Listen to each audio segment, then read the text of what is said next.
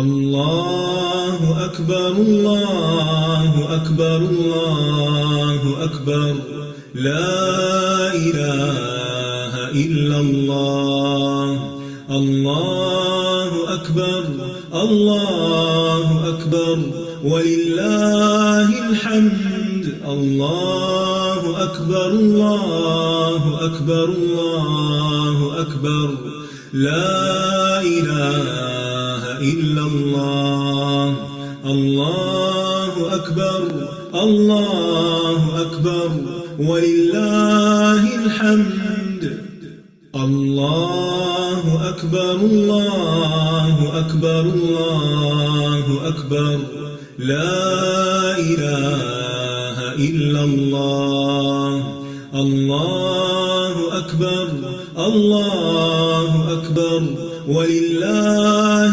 الحمد الله أكبر الله أكبر الله أكبر لا إله إلا الله الله أكبر الله أكبر ولله الحمد الله أكبر الله أكبر الله أكبر لا إله إلا الله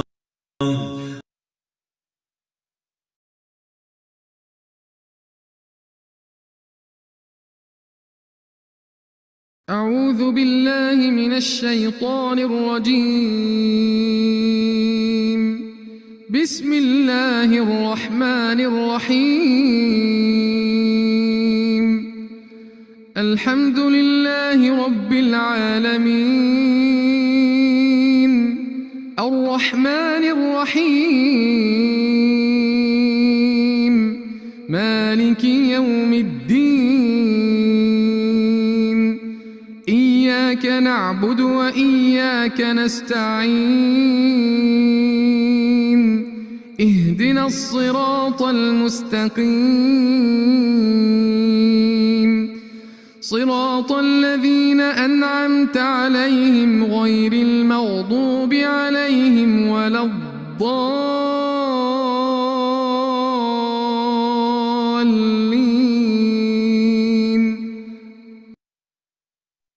آمين يا رب العالمين نحمده ونصلي على رسوله الكريم أما بعد فأعوذ بالله من الشيطان الرجيم بسم الله الرحمن الرحيم رب اشرح لي صدري ويسر لي أمري واحلل عقدة من لساني يفقه قولي اللهم فقهنا في الدين اللهم إنا نسألك علما نافعا وعملا متقبلا ورزقا طيبا اللهم انفعنا بما علمتنا وعلمنا ما ينفعنا وزدنا علما اللهم إنا نعوذ بك من علم لا ينفع ومن قلب لا يخشع ومن نفس لا تشبع ومن دعوة لا يستجاب لها اللهم وفقنا لما تحب وترضى ربي يسر ولا تعسر وتمم بالخير آمين يا رب العالمين السلام علیکم ورحمۃ اللہ وبرکاتہ. کیسے ہیں آپ سب؟ کافی دنوں بعد آپ سے ملاقات ہو رہی ہے کلاس میں. ویسے تو آگے پیچھے ہماری کافی سالوں سے میری ملاقات ہوئی ہے الحمدللہ، لیکن کلاس کے باقی ممبر سے نہیں ہوئی. کیسے ہیں آپ سب؟ صدقہ بھی شروع ہو گیا، سبحان اللہ، ایکسیلنٹ، اللہم بارک. الحمدللہ، اللہ تعالیٰ ہم سب کے تمام صدقات جو ہے وہ قبول فرمائے، آمین. چلیے بتائیے کیسے گزرے آپ کے یہ ہفتہ ڈیڑھ دو؟ بزی؟ بیچ میں ایک چھٹی بھی آ گئی تھی منڈے کی. لیکن کافی سارے لوگ آئے تھے میٹ اینڈ گریٹ میں بھی، الحمدللہ مزہ آیا تھا مل کے. اور دل کر رہا تھا دوبارہ کلاسز جو ہے نا وہ آن کیمپس سٹارٹ ہو جائے. آن لائن کے اپنے فائدے ہیں، لیکن جو کیمپس کی بات ہے وہ الگ ہی ہے نا، سبحان اللہ. تو دعائیں کریں اللہ تعالیٰ ہمارے لیے اسباب پیدا کریں اور ہم واپس جو ہیں وہ کلاس کے انوائرمنٹ میں جائیں، کیونکہ اس سے انسان بہت کچھ سیکھتا ہے. وہ ایک الگ ہی یعنی کہ ماحول ہوتا ہے نا، سبحان اللہ، بہت مزہ آتا ہے الحمدللہ. چلیے جی انشاءاللہ تعالیٰ ریڈی ہیں آج کی کلاس کے لیے؟ ایک چھوٹی سی کوٹ آپ کے ساتھ شیئر کرتی ہوں امام ابن القیم رحمہ اللہ کی، انگلش میں ہے لیکن میں ساتھ ساتھ اردو میں بھی انشاءاللہ بتاتی ہوں. کوٹ یہ ہے کہ whoever knows himself becomes busy with rectifying himself instead of being busy with the faults of the people. یعنی کہ جو بھی انسان اپنے آپ کو جانتا ہے نا، اصل جاننا جو ہوتا ہے نا، وہ جو اپنے آپ کو جانتا ہے وہ اپنے ہی تزکیے میں بزی رہتا ہے، وہ اپنے ہی اوپر نظر پہ بزی رہتا ہے، اس کو دوسروں کی غلطیاں نظر نہیں آتی، یعنی اس کو وہ دوسروں کی غلطیوں کو پوائنٹ آؤٹ نہیں کرتا، وہ دوسروں کے بارے میں نہیں سوچتا، وہ اپنے بارے میں ہی بزی رہتا ہے نا، اپنے آپ کو یعنی کہ ٹھیک کرنے کے اس میں پروسیس میں رہتا ہے. کون؟ جو اپنے آپ کو جانتا ہے.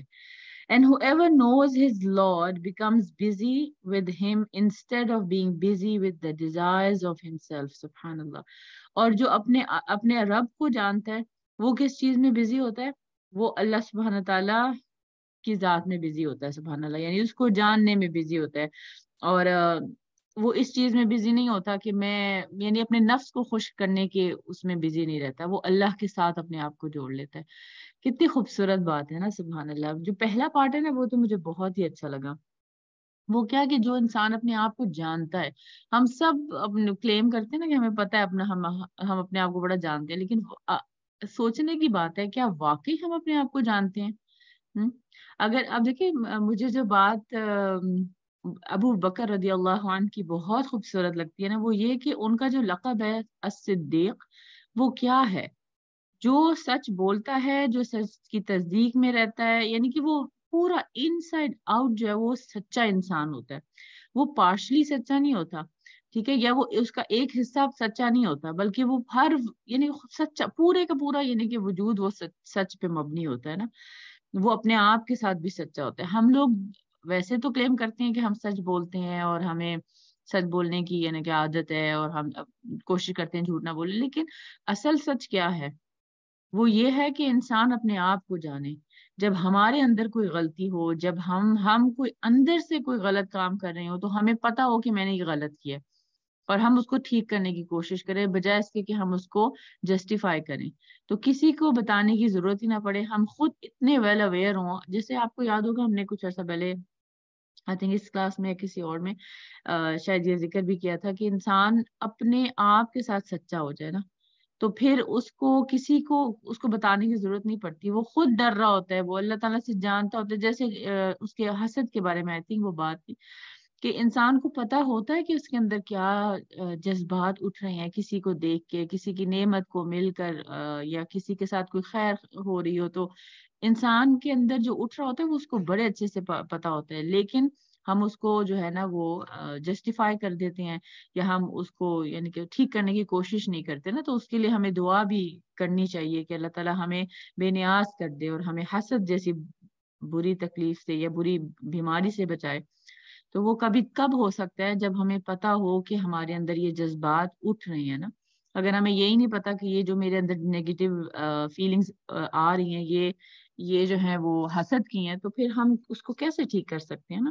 تو جو عقل مند انسان ہوتا ہے وہ جو ہے نا اپنے ساتھ سچا ہوتا ہے، اور جو اپنے ساتھ سچا ہوتا ہے اس کو پھر دوسروں کے عیب نظر نہیں آتے، کیونکہ ہمارا اپنا آپ اتنا کالا ہوتا ہے کہ دوسروں کے سامنے ہم خوبصورت تو بن جاتے ہیں اچھے کپڑے پہن کے یا میک اپ وغیرہ کر کے، یا اپنی چکنی چپڑی باتوں کے ذریعے ہم دوسروں کو تو بڑا مطمئن کر لیتے ہیں. ہمارا اندر جو ہے نا وہ بہت بعض اوقات سیاہ ہوتا ہے. ہم دوسروں کے منہ پہ ہنس رہے ہوتے ہیں، یعنی کہ ان کو یہ فیل کرا رہے ہوتے ہیں کہ ہم تو بہت اچھے ہیں، یا ہم آپ سے بہت محبت کرتے ہیں، لیکن اصل میں ہمارے اندر حسد چھپا ہوتا ہے یا ہمارے اندر نیگیٹیوٹی چھپی ہوتی ہے.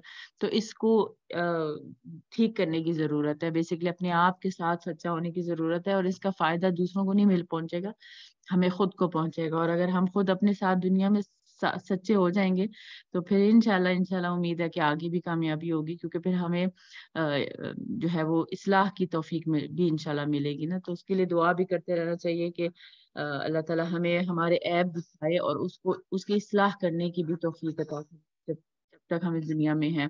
کیونکہ جب بعد میں اگر جب سامنے آئیں گی تو پھر ہمارے پاس اس کو درست کرنے کا کوئی موقع نہیں ہوگا، بس پھر اس کا حساب ہی ہوگا یا اچھا یا برا۔ تو اللہ تعالیٰ ہم سب کو ایسی تمام بیماریوں سے بچائے اور ہمیں بھی صدیق کے جسے کہتے ہیں لیول کے اوپر لے کے جائے، آمین۔ چلیے جی انشاءاللہ تعالیٰ سٹارٹ کرتے ہیں۔ ہم لوگ بہت ہی خوبصورت کتاب میرا جینا میرا مرنا پڑھ رہے ہیں، اور اس کتاب کے اندر بہت ہی اہم ٹاپک کون سے ہیں، کون بتائے گا؟ وصیت پر عمل درآمد اور موت کے بارے میں، موت جی اقتل بالکل حقیقت۔ بالکل، موت کے بارے میں بھی پڑھیں گے، اور وصیت کے بارے میں ہمارا ایک پارٹ رہ گیا تھا، انشاءاللہ وہ بھی ہم آج مکمل کر لیں گے۔ چلیے پھر سب جو ہیں وہ اسمائل کا صدقہ سٹارٹ کریں، اور میں انشاءاللہ تعالیٰ استاذہ کے ساتھ جو ہے وہ ہم لیسن سٹارٹ کرتے ہیں، ٹھیک ہے؟ جزاکم اللہ خیر کثیرہ۔ السلام علیکم ورحمۃ اللہ وبرکاتہ۔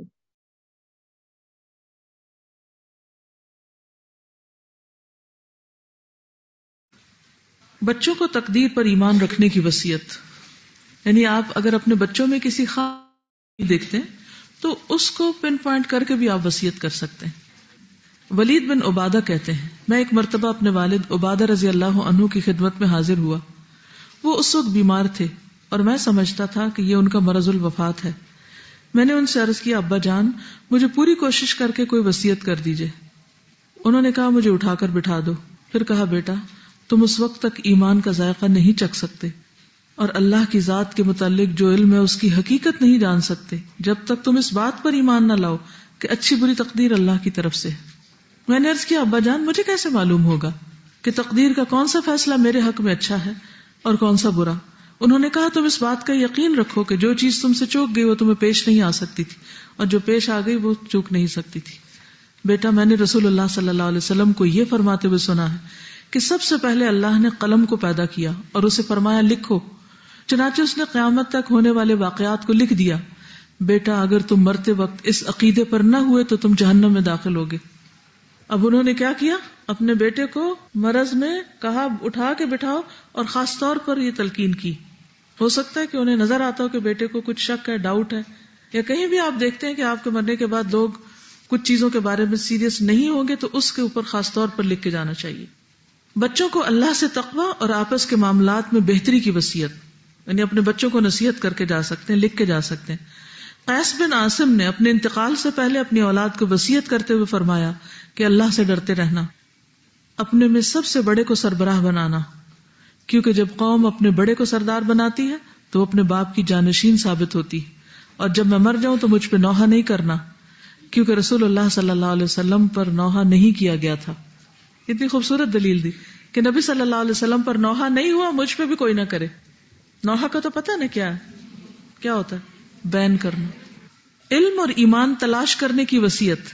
یزید بن عمیرہ کہتے ہیں کہ جب معاذ بن جبل رضی اللہ عنہ کی موت کا وقت آیا تو ان سے درخواست کی گئی کہ اے ابو عبد الرحمن ہمیں وصیت کیجیے۔ انہوں نے فرمایا مجھے بٹھاؤ، یعنی لیٹے ہوئے تھے۔ اچھا پچھلی اس میں بھی دیکھیں وہ بیمار ہے، فوت ہونے کے قریب، کہتے ہیں اٹھا کے بٹھاؤ۔ اس سے کیا بات پتہ چلتی کہ تعلیم کی بات، وصیت کی بات، اہم بات کو پوری توجہ کے ساتھ بیٹھ کے کرنا چاہیے، لیٹے ہوئے کیجول نان سیریس انداز میں، مذاق میں نہیں۔ انہوں نے کہا مجھے بٹھاؤ، پھر فرمایا ایمان اور علم اپنی جگہ موجود ہیں، دیٹ از دیئر، جو انہیں تلاش کرے گا وہ یقیناً پالے گا۔ جو ایمان کو ڈھونڈے گا وہ پالے گا، جو علم کو ڈھونڈے گا وہ پالے گا۔ 3 مرتبہ یہی فرمانے کے بعد فرمایا علم کو 4 شخصوں کے پاس تلاش کرو، ابو درداء، سلمان فارسی، عبداللہ بن مسعود اور عبداللہ بن سلام، ان 4 کے پاس جاؤ سیکھنے کے لیے۔ تو نام لے کے بھی وصیت کی جا سکتی کہ میرے مرنے کے بعد تم فلاں فلاں کے پاس جا کے پڑھنا۔ اپنے بعد کے ذمہ دار کو وصیت کرنا۔ عمر رضی اللہ عنہ نے وفات سے چند روز قبل فرمایا میں اپنے بعد ہونے والے خلیفہ کو مہاجرین اولین کے بارے میں وصیت کرتا ہوں، وہ ان کے حقوق پہچانے اور ان کے احترام کو ملحوظ رکھے۔ میں اپنے بعد ہونے والے خلیفہ کو وصیت کرتا ہوں کہ وہ انصار کے ساتھ بہتر معاملہ کرے جو دارالہجرت اور دارالایمان میں رسول اللہ صلی اللہ علیہ وسلم کی تشریف آوری سے پہلے مقیم تھے۔ کون ہے وہ؟ خلیفہ کو چاہیے کہ وہ ان کے نیکوں کو نوازے اور ان کے بروں کو معاف کر دیا کرے۔ اور میں ہونے والے خلیفہ کو وصیت کرتا ہوں کہ شہری آبادی کے ساتھ بھی اچھا معاملہ رکھے، کہ یہ لوگ اسلام کی مدد اور مال جمع کرنے کا ذریعہ اور اسلام کے دشمنوں کے لیے ایک مصیبت ہیں، اور یہ کہ ان سے وہی وصول کیا جائے جو ان کے پاس زائد ہو اور ان کی خوشی سے لیا جائے، اور میں ہونے والے خلیفہ کو بدویوں کے ساتھ اچھا معاملہ کرنے کی وصیت کرتا ہوں. اب دیکھیے کہ آغاز کہاں سے کیا، جن کا درجہ سب سے اوپر ہے، پھر اس کے بعد جو ان کے بعد ہے، جو ان کے بعد، جو ان کے بعد، اور اب بدویوں کا نمبر ہے کہ وہ اصل عرب ہیں اور اسلام کی جڑ ہیں، اور ان سے ان کا بچا کھچا مال وصول کیا جائے، ان کے پاس اتنا ہے نہیں، اور انہی کے محتاجوں میں تقسیم کر دیا جائے. اور میں ہونے والے خلیفہ کو اللہ اور اس کے رسول کی عہد کی نگہداشت کی جو اسلامی حکومت کے تحت غیر مسلموں کے لیے ہے اس کی وصیت کرتا ہوں. آخری درجہ ان کا ہے کہ ان سے کہے گئے عہد کو پورا کیا جائے، یعنی ذمیوں کے حقوق کی حفاظت کی جائے، اور ان کی حفاظت کے لیے جنگ کی جائے، اور ان کی حیثیت سے زیادہ ان پر بوجھ نہ ڈالا جائے. تو یہ ایک خلیفہ کی وصیت ہے. اب دیکھ رہے ہیں عبد الرحمن چونکہ مالدار تھے، ان کی وصیت کس سے متعلق ہے؟ مال سے متعلق. عبداللہ بن عباس کے لیے جو وصیت ہے وہ علم سے متعلق ہے، اور خلیفہ وصیت کر رہے ہیں اپنے کیلیبر کے مطابق. تو اس سے یہ پتہ چلتا ہے کہ ہر شخص کی وصیت کس اعتبار سے ہوگی؟ اپنی حیثیت کے مطابق ہوگی. آپ طالب علم ہیں تو آپ کی کچھ اور ہوگی، آپ ایک ماں ہے تو کچھ اور ہوگی، آپ ایک معلم ہے تو کچھ اور ہوگی. ٹھیک ہے، ایک پیغمبر ابراہیم علیہ السلام اور یعقوب علیہ السلام جو ہے ان کے اپنے اعتبار سے تھی. ویسے وہ جنرل بھی ہے، ہر پیرنٹ کو اپنے بچوں کے لیے کر دینی چاہیے، اس میں کوئی حرج نہیں. اسی طرح وصیت میں اس بات کا خیال رکھیں کہ صرف آپ کا ذاتی مفاد یا غرض مقدم نہ رہے. یہ انڈر لائن کر لیں، آپ کی کتاب میں ہونا چاہیے. یعنی آپ کا ذاتی مفاد اور غرض نہیں ہو اس میں، یعنی پرسنل بینیفٹس کو سامنے رکھ کے مت کریں کہ ہمیں کیا ملے گا، یعنی صرف اپنی ذات کے گرد مت گھومیں، بلکہ بات آپ کی نسلوں کی فلاح کی بھی ہو، اور اس انداز سے کی گئی ہو کہ پڑھنے اور عمل کرنے والوں کے لیے جبر، تنگی اور بیزاری کا پہلو نہ ہو. یعنی بچوں کو اتنے بوجھ ڈال کے نہ چلے جائیں جو ان کے ہمت استطاعت میں نہ ہو کہ وہ اپنے کام چھوڑ کے آپ کی وصیتیں پوری کرتے رہیں. بس ٹھیک ہے، جو اس وقتی طور پر ایک کام کرنا ہے وہ کرنا ہے، جیسے تقسیم کے موقع پر، اس کے بعد روٹین میں دعا وغیرہ کر لیں، باقی بہت بوجھ نہ ڈالیں ان پر. مثلا کوئی یہ نہ کہے کہ ہر جمعے کو میرے لیے تم صدقہ ضرور کرنا. اب کبھی بندہ اپنے لیے بھی بھول جاتا ہے، تو اس طرح کی پابندیاں نہیں دوسروں پر ڈالنی چاہیے. آپ اگر لے رہے ہیں اس کو تو کہے بھی میں یہ وعدہ نہیں نبھا سکتی. پھر اسی طرح یہ کہ وصیت جو کی جائے اس کے الفاظ بھی پر حکمت ہوں، دوسروں کے لیے آسانی کا ذریعہ ہوں، ان کے دلوں میں اتریں. مثال کے طور پر اگر کوئی وصیت کر جائے، میرے بچوں میرے ثواب کے لیے ہر رمضان میں صدقہ خیرات یا ہر عید پر میری طرف سے قربانی ضرور کرنا، یا زندگی بھر ہفتے میں ایک بار ضرور میری قبر پر آ کے دعا مغفرت کرنا، تو یہ ٹھیک نہیں، یہ نہیں درست. کیونکہ اس میں ہم باؤنڈ کر رہے ہیں کسی کو بلا وجہ اس چیز کا مکلف کر رہے ہیں جس کا اللہ نے ان کو نہیں کیا. بعض والدین تو بچوں کو بدعتیں کرنے کی وصیت کر جاتے ہیں، وہ نل اینڈ وائڈ ہیں، وہ کوئی قبول نہیں ہے. اگر انہوں نے اپنے آپ کو اپنے والدین کے لیے ایسا کچھ کرتے دیکھا تو وہ حتی المقدور ویسا کرنے کی کوشش کریں گے. مثلا اگر بچے دیکھتے ہیں کہ ہماری ماں صدقہ کرنا بڑا پسند کرتی، تو کیا بچوں کو لکھ کے دینے کی ضرورت ہوگی؟ بچے خود ہی کریں گے. کیوں؟ انہوں نے ماں کو دیکھا ہے کہ ماں کرتی تھی. جیسے وہ صحابیہ نے کہا نا کہ میری ماں کو صدقہ پسند تھا، تو میں اگر ان کی طرف سے کروں کیا فائدہ ہوگا؟ تو وہ کیوں خیال آیا ان کو صدقہ کرنے کا؟ کیونکہ ان کے پسند کا تھا. آپ اسلام کے سانچے میں ڈھلی ہوئی زندگی گزار رہے ہیں تو بچے لاشعوری اور لازمی طور پر آپ کے نقش قدم پہ چلنے کی کوشش کریں گے، اور یوں ان میں ہر اچھے عمل کو مستقل مزاجی سے نبھانے کی خوبی اور عادت پیدا ہوگی. یعنی جیسے ہم ہوں گے پھر ہمیں دیکھ کر ہمارے بچے بھی وہی راستے اختیار کریں گے. غیر مسلم ممالک میں بسنے والے مسلمانوں کو وصیت اور نصیحت کا لکھنا، کیونکہ وہاں کے اپنے قانون ہوتے ہیں، اور اگر بعض اوقات آپ نہیں کچھ لکھتے تو آپ کی اولاد ہر چیز سے محروم ہو جاتی ہے. یہ خصوصاً اس لیے بھی ناگزیر ہو جاتا ہے کہ وہاں کے شہری قوانین کے مطابق اپنی زندگی میں سرکاری وصیت نامے پر ضروری اندراج نہ کیے جائیں تو نہ صرف وہاں میت کو غیر اسلامی طریقے سے کفنا دفنا دیا جاتا ہے، بلکہ اس کی تمام جملہ املاک یعنی جو بھی اس کی ملکیت تھا وہ بھی وراثت میں منتقل ہونے کے بجائے سرکاری قبضے میں چلی جاتی ہیں. تو اس لیے بہت کیئرفل ہو کے زندگی بسر کرنی چاہیے. اور یہ بھی یاد رکھیے کہ مسلمان کافر کا وارث نہیں ہوتا، نہ کافر مسلمان کا وارث ہوتا ہے. اس لیے اگر کوئی ایسے ملک میں رہتا ہے جہاں اس کے پیرنٹس مسلمان نہیں یا بچے ایتھیسٹ ہو گئے تو پھر ان کی وراثت ان کے لیے نہیں ہوگی، وہ بتا دینا چاہیے. ٹھیک ہے. انبیاء کی وصیت، ایسی وصیت جو وارثوں کی دینی اصلاح کے لیے بہترین وصیت ہے. نبیوں کی وراثت وہ پیغام حق ہوتا ہے جو قیامت تک نسلوں تک منتقل ہوتا چلا جاتا ہے. قرآن مجید میں ارشاد باری ہے وَوَصَّى بِهَا إِبْرَاهِيمُ بَنِيهِ وَيَعْقُوبُ يَا بَنِيَّ إِنَّ اللَّهَ اصْطَفَى لَكُمُ الدِّينَ فَلَا تَمُوتُنَّ إِلَّا وَأَنْتُمْ مُسْلِمُونَ. اور اسی کی وصیت ابراہیم اور یعقوب علیہ السلام نے اپنی اولاد کو کی کہ اے ہمارے بچوں، اللہ تعالیٰ نے تمہارے لیے اسی دین کو پسند کیا ہے، لہٰذا تمہیں اس حال میں موت آئے کہ تم مسلمان ہو۔ لقمان نے اپنے فرزند کو جو وصیتیں کی ان کے بارے میں قرآن مجید میں آتا ہے یا بنی لا تشرک باللہ ان الشرک لظلم عظیم، اے میرے بیٹے اللہ کے ساتھ کسی کو شریک نہ کرنا، بے شک شرک بڑا بھاری ظلم ہے۔ تب یہ ساری وصیتیں کس میں آ رہی؟ اخلاقی نصیحتیں، تزکیہ وغیرہ کے سلسلے میں۔ یا بنی اقم الصلاۃ، اے بیٹے نماز قائم کرنا، وامر بالمعروف ونہی عن المنکر، نیکی کا حکم دینا، برائی سے روکنا، واصبر علی ما اصابک، جو تکلیف پہنچے اس پر صبر کرنا۔ یہ سورۃ لقمان آیت 17 میں۔ نوح علیہ السلام کی وصیت، نوح علیہ السلام کی وصیت کسی کو معلوم ہے کیا کی تھی انہوں نے؟ پتہ چلانا چاہتے ہیں تو پھر کیسے چلائیں گے؟ توجہ سے سن کے۔ نبی صلی اللہ علیہ وسلم نے فرمایا جب اللہ تعالیٰ کے نبی نوح علیہ السلام کی وفات کا وقت آ پہنچا تو انہوں نے اپنے بیٹے سے کہا میں تجھے ایک وصیت بیان کرتا ہوں۔ نوح علیہ السلام فوت ہونے لگے، وصیت کر رہے ہیں، میں تجھے 2 چیزوں کا حکم دیتا ہوں، 2 سے منع کرتا ہوں۔ میں تجھے لا الہ الا اللہ کا حکم دیتا ہوں، کیونکہ اگر 7 آسمانوں اور 7 زمینوں کے ترازو کے ایک پلڑے میں اور لا الہ الا اللہ کو دوسرے پلڑے میں رکھ دیا جائے تو لا الہ الا اللہ بھاری ہو جائے، اور 7 آسمان اور 7 زمینیں ایک بند گڑھے کی شکل اختیار کر لیں تو اس کو بھی لا الہ الا اللہ توڑ دے گا۔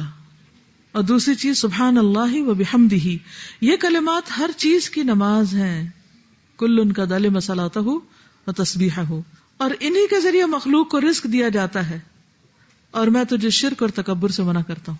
تو اس سے بھی کیا پتہ چلتا ہے انہوں نے اپنی اولاد کو کیا وصیتیں کی جو اخلاقی تھی، مال کی نہیں، مال تو انبیاء کا ہوتا ہی نہیں اولاد کے لیے۔ نبی صلی اللہ علیہ وسلم کی کچھ وصیتیں، اللہ کے رسول صلی اللہ علیہ وسلم نے ہمارے لیے اللہ تعالیٰ کی سب سے بڑی نعمت وراثت میں چھوڑی، کیا؟ قرآن و سنت۔ ترکت فیکم امرین لن تضلوا ما تمسکتم بہما کتاب اللہ و سنت نبیہ، میں تم میں 2 چیزیں چھوڑ چلے جا رہا ہوں، اگر انہیں مضبوطی سے پکڑے رکھو گے تو کبھی گمراہ نہ ہوگے، ایک اللہ کی کتاب قرآن اور دوسرے اس کے نبی کی سنت ہے۔ طلحہ بن مصرف کہتے ہیں کہ میں نے عبداللہ بن ابی اوفا سے دریافت کیا کیا نبی صلی اللہ علیہ وسلم نے کوئی وصیت فرمائی تھی؟ انہوں نے کہا نہیں۔ میں نے پھر ان سے پوچھا کہ لوگوں پر وصیت کیسے فرض ہوئی یا ان کو وصیت کا حکم کیسے دیا گیا؟ انہوں نے کہا کہ نبی صلی اللہ علیہ وسلم نے قرآن پر عمل کرنے کی وصیت فرمائی تھی۔ ٹھیک ہے، کیونکہ نبی صلی اللہ علیہ وسلم نے اپنی زندگی میں مال اسباب تو نہیں جمع کیا تھا کہ اس میں وہ وصیت کرتے، اور ویسے بھی جو وہ چھوڑتے ہیں وہ صدقہ ہوتا ہے، اگر جمع کیا بھی ہوتا کوئی تو وہ سارا خود بخود صدقہ ہو جاتا۔ عمر بن حارث جو رسول اللہ صلی اللہ علیہ وسلم کے سالے سیدہ جویریہ کے بھائی ہیں، روایت کرتے ہیں کہ رسول اللہ صلی اللہ علیہ وسلم نے اپنی وفات کے وقت نہ کوئی درہم چھوڑا، نہ دینار، نہ کوئی لونڈی، نہ غلام، نہ کوئی اور چیز، صرف ایک سفید خچر تھا، چند ہتھیار تھے اور کچھ زمین تھی جسے آپ وقف کر چکے تھے۔ حضرت عائشہ بیان کرتی ہے رسول اللہ صلی اللہ علیہ وسلم نے فرمایا ہم پیغمبروں کا کوئی وارث نہیں ہوتا، جو ہم چھوڑ جائیں وہ صدقہ ہوتا ہے۔ تو وہ چیزیں بھی کیا ہوئی جو چھوڑ گئے آپ، جمع کرا دی گئی، بیت المال کا حصہ بن گئی۔ نبی صلی اللہ علیہ وسلم نے اپنے آخری وقت میں لوگوں کو کچھ وصیتیں کی تھی، کچھ تو آپ کے ساتھ میں شیئر کرتی رہی ہوں پیچھے، کسی کو کچھ یاد ہے؟ کس چیز کے بارے میں؟ نماز اور غلام، یس، اور اہل حجاز اور اہل نجران کہ یہودیوں کو جزیرۃ العرب سے نکال دیا جائے، ٹھیک ہے، قبر کو سجدہ گاہ نہ بنایا جائے۔ آپ نے ان کو بدترین قرار دیا جنہوں نے اپنے انبیاء کی قبروں کو سجدہ گاہ بنا لیا۔ انصار کے بارے میں خاص وصیت، حضرت انس کہتے ہیں کہ ابو بکر اور عباس رضی اللہ عنہما کا گزر انصار کی ایک مجلس میں ہوا جہاں وہ رو رہے تھے۔ انہوں نے پوچھا تم کیوں رو رہے ہیں؟ انصار نے کہا ہمیں نبی صلی اللہ علیہ وسلم کا اپنے پاس بیٹھنا یاد آ رہا ہے، اس زمانے میں آپ بیمار تھے۔ پھر حضرت ابو بکر نبی صلی اللہ علیہ وسلم کے پاس گئے اور اس بات کی آپ کو اطلاع دی تو نبی صلی اللہ علیہ وسلم چادر سے سر پہ پٹی باندھ کر باہر تشریف لائے، ممبر پہ تشریف لائے۔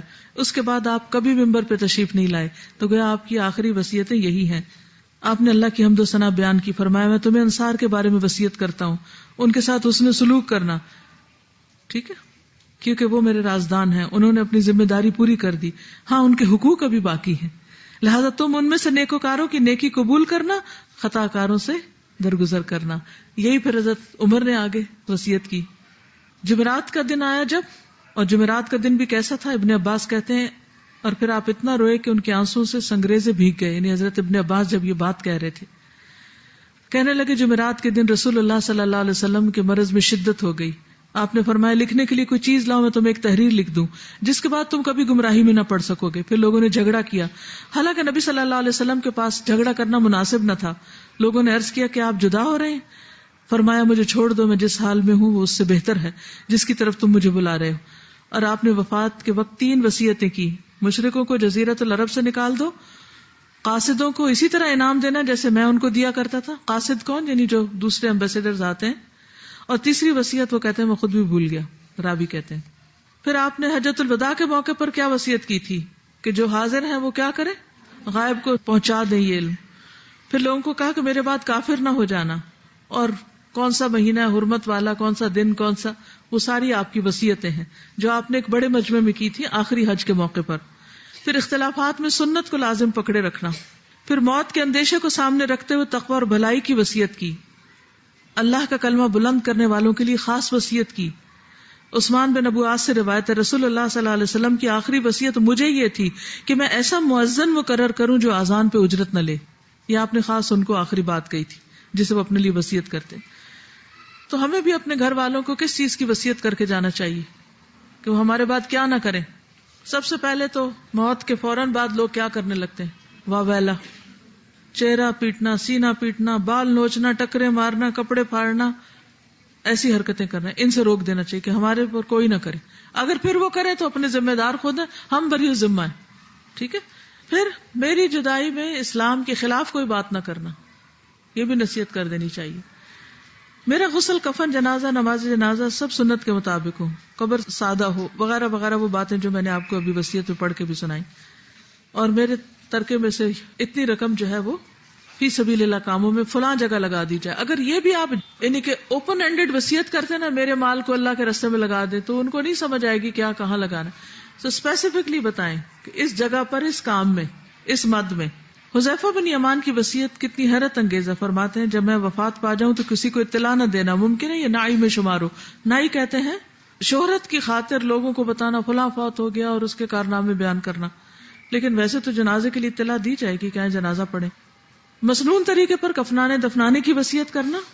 ابو بردہ کہتے ہیں کہ اپنے مرض الوفات میں ابو موسیٰ نے وصیت کرتے ہوئے فرمایا جب تم لوگ میرے جنازے کو لے کے روانہ ہو تو تیزی سے چلنا، یعنی سنت کے مطابق. انگیٹھی ساتھ لے کے نہیں جانا، یعنی آگ لے کے جاتے تھے اہل عرب جنازوں کے ساتھ. میری قبر میں کوئی ایسی چیز نہیں رکھنا جو میرے اور مٹی کے درمیان حائل ہو، مثلا کوئی تکیا، کوئی گتا، کوئی ایسی چیز.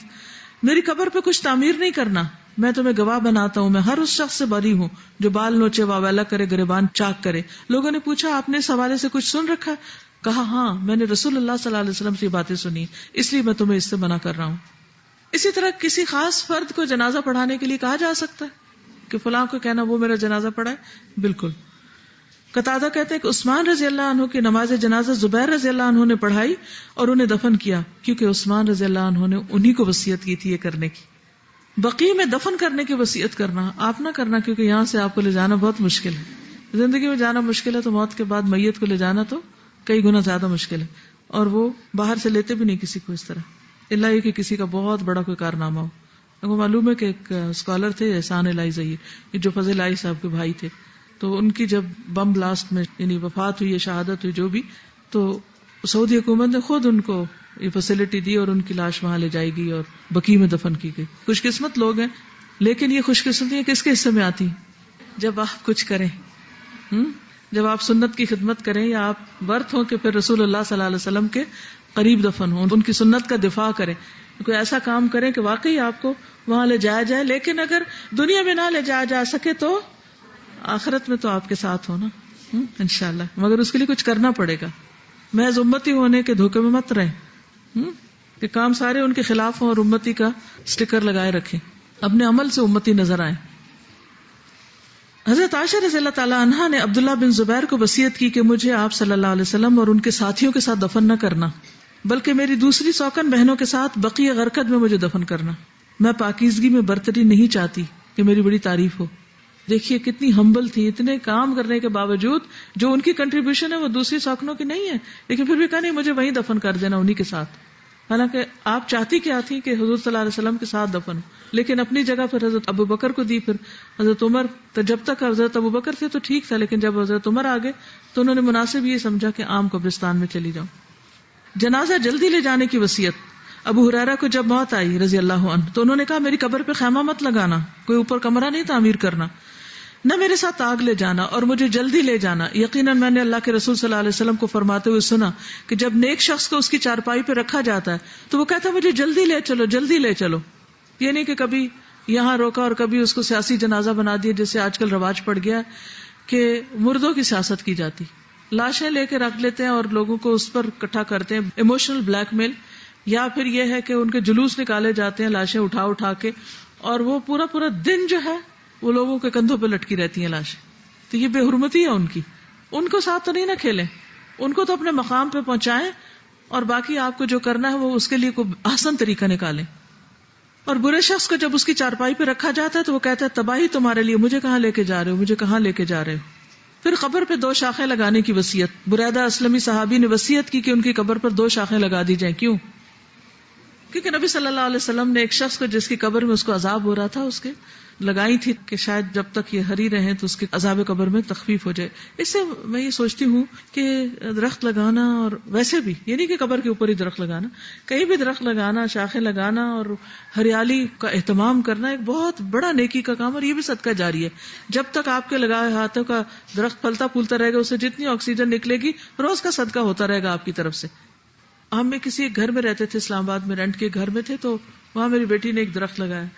اب وہ درخت ماشاءاللہ بہت بڑا ہو چکا ہے. جب میں اس سڑک سے گزرتی ہوں میں خاص طور پہ جھانک کے دیکھتی ہوں کہ درخت کتنا بڑا ہو گیا نا.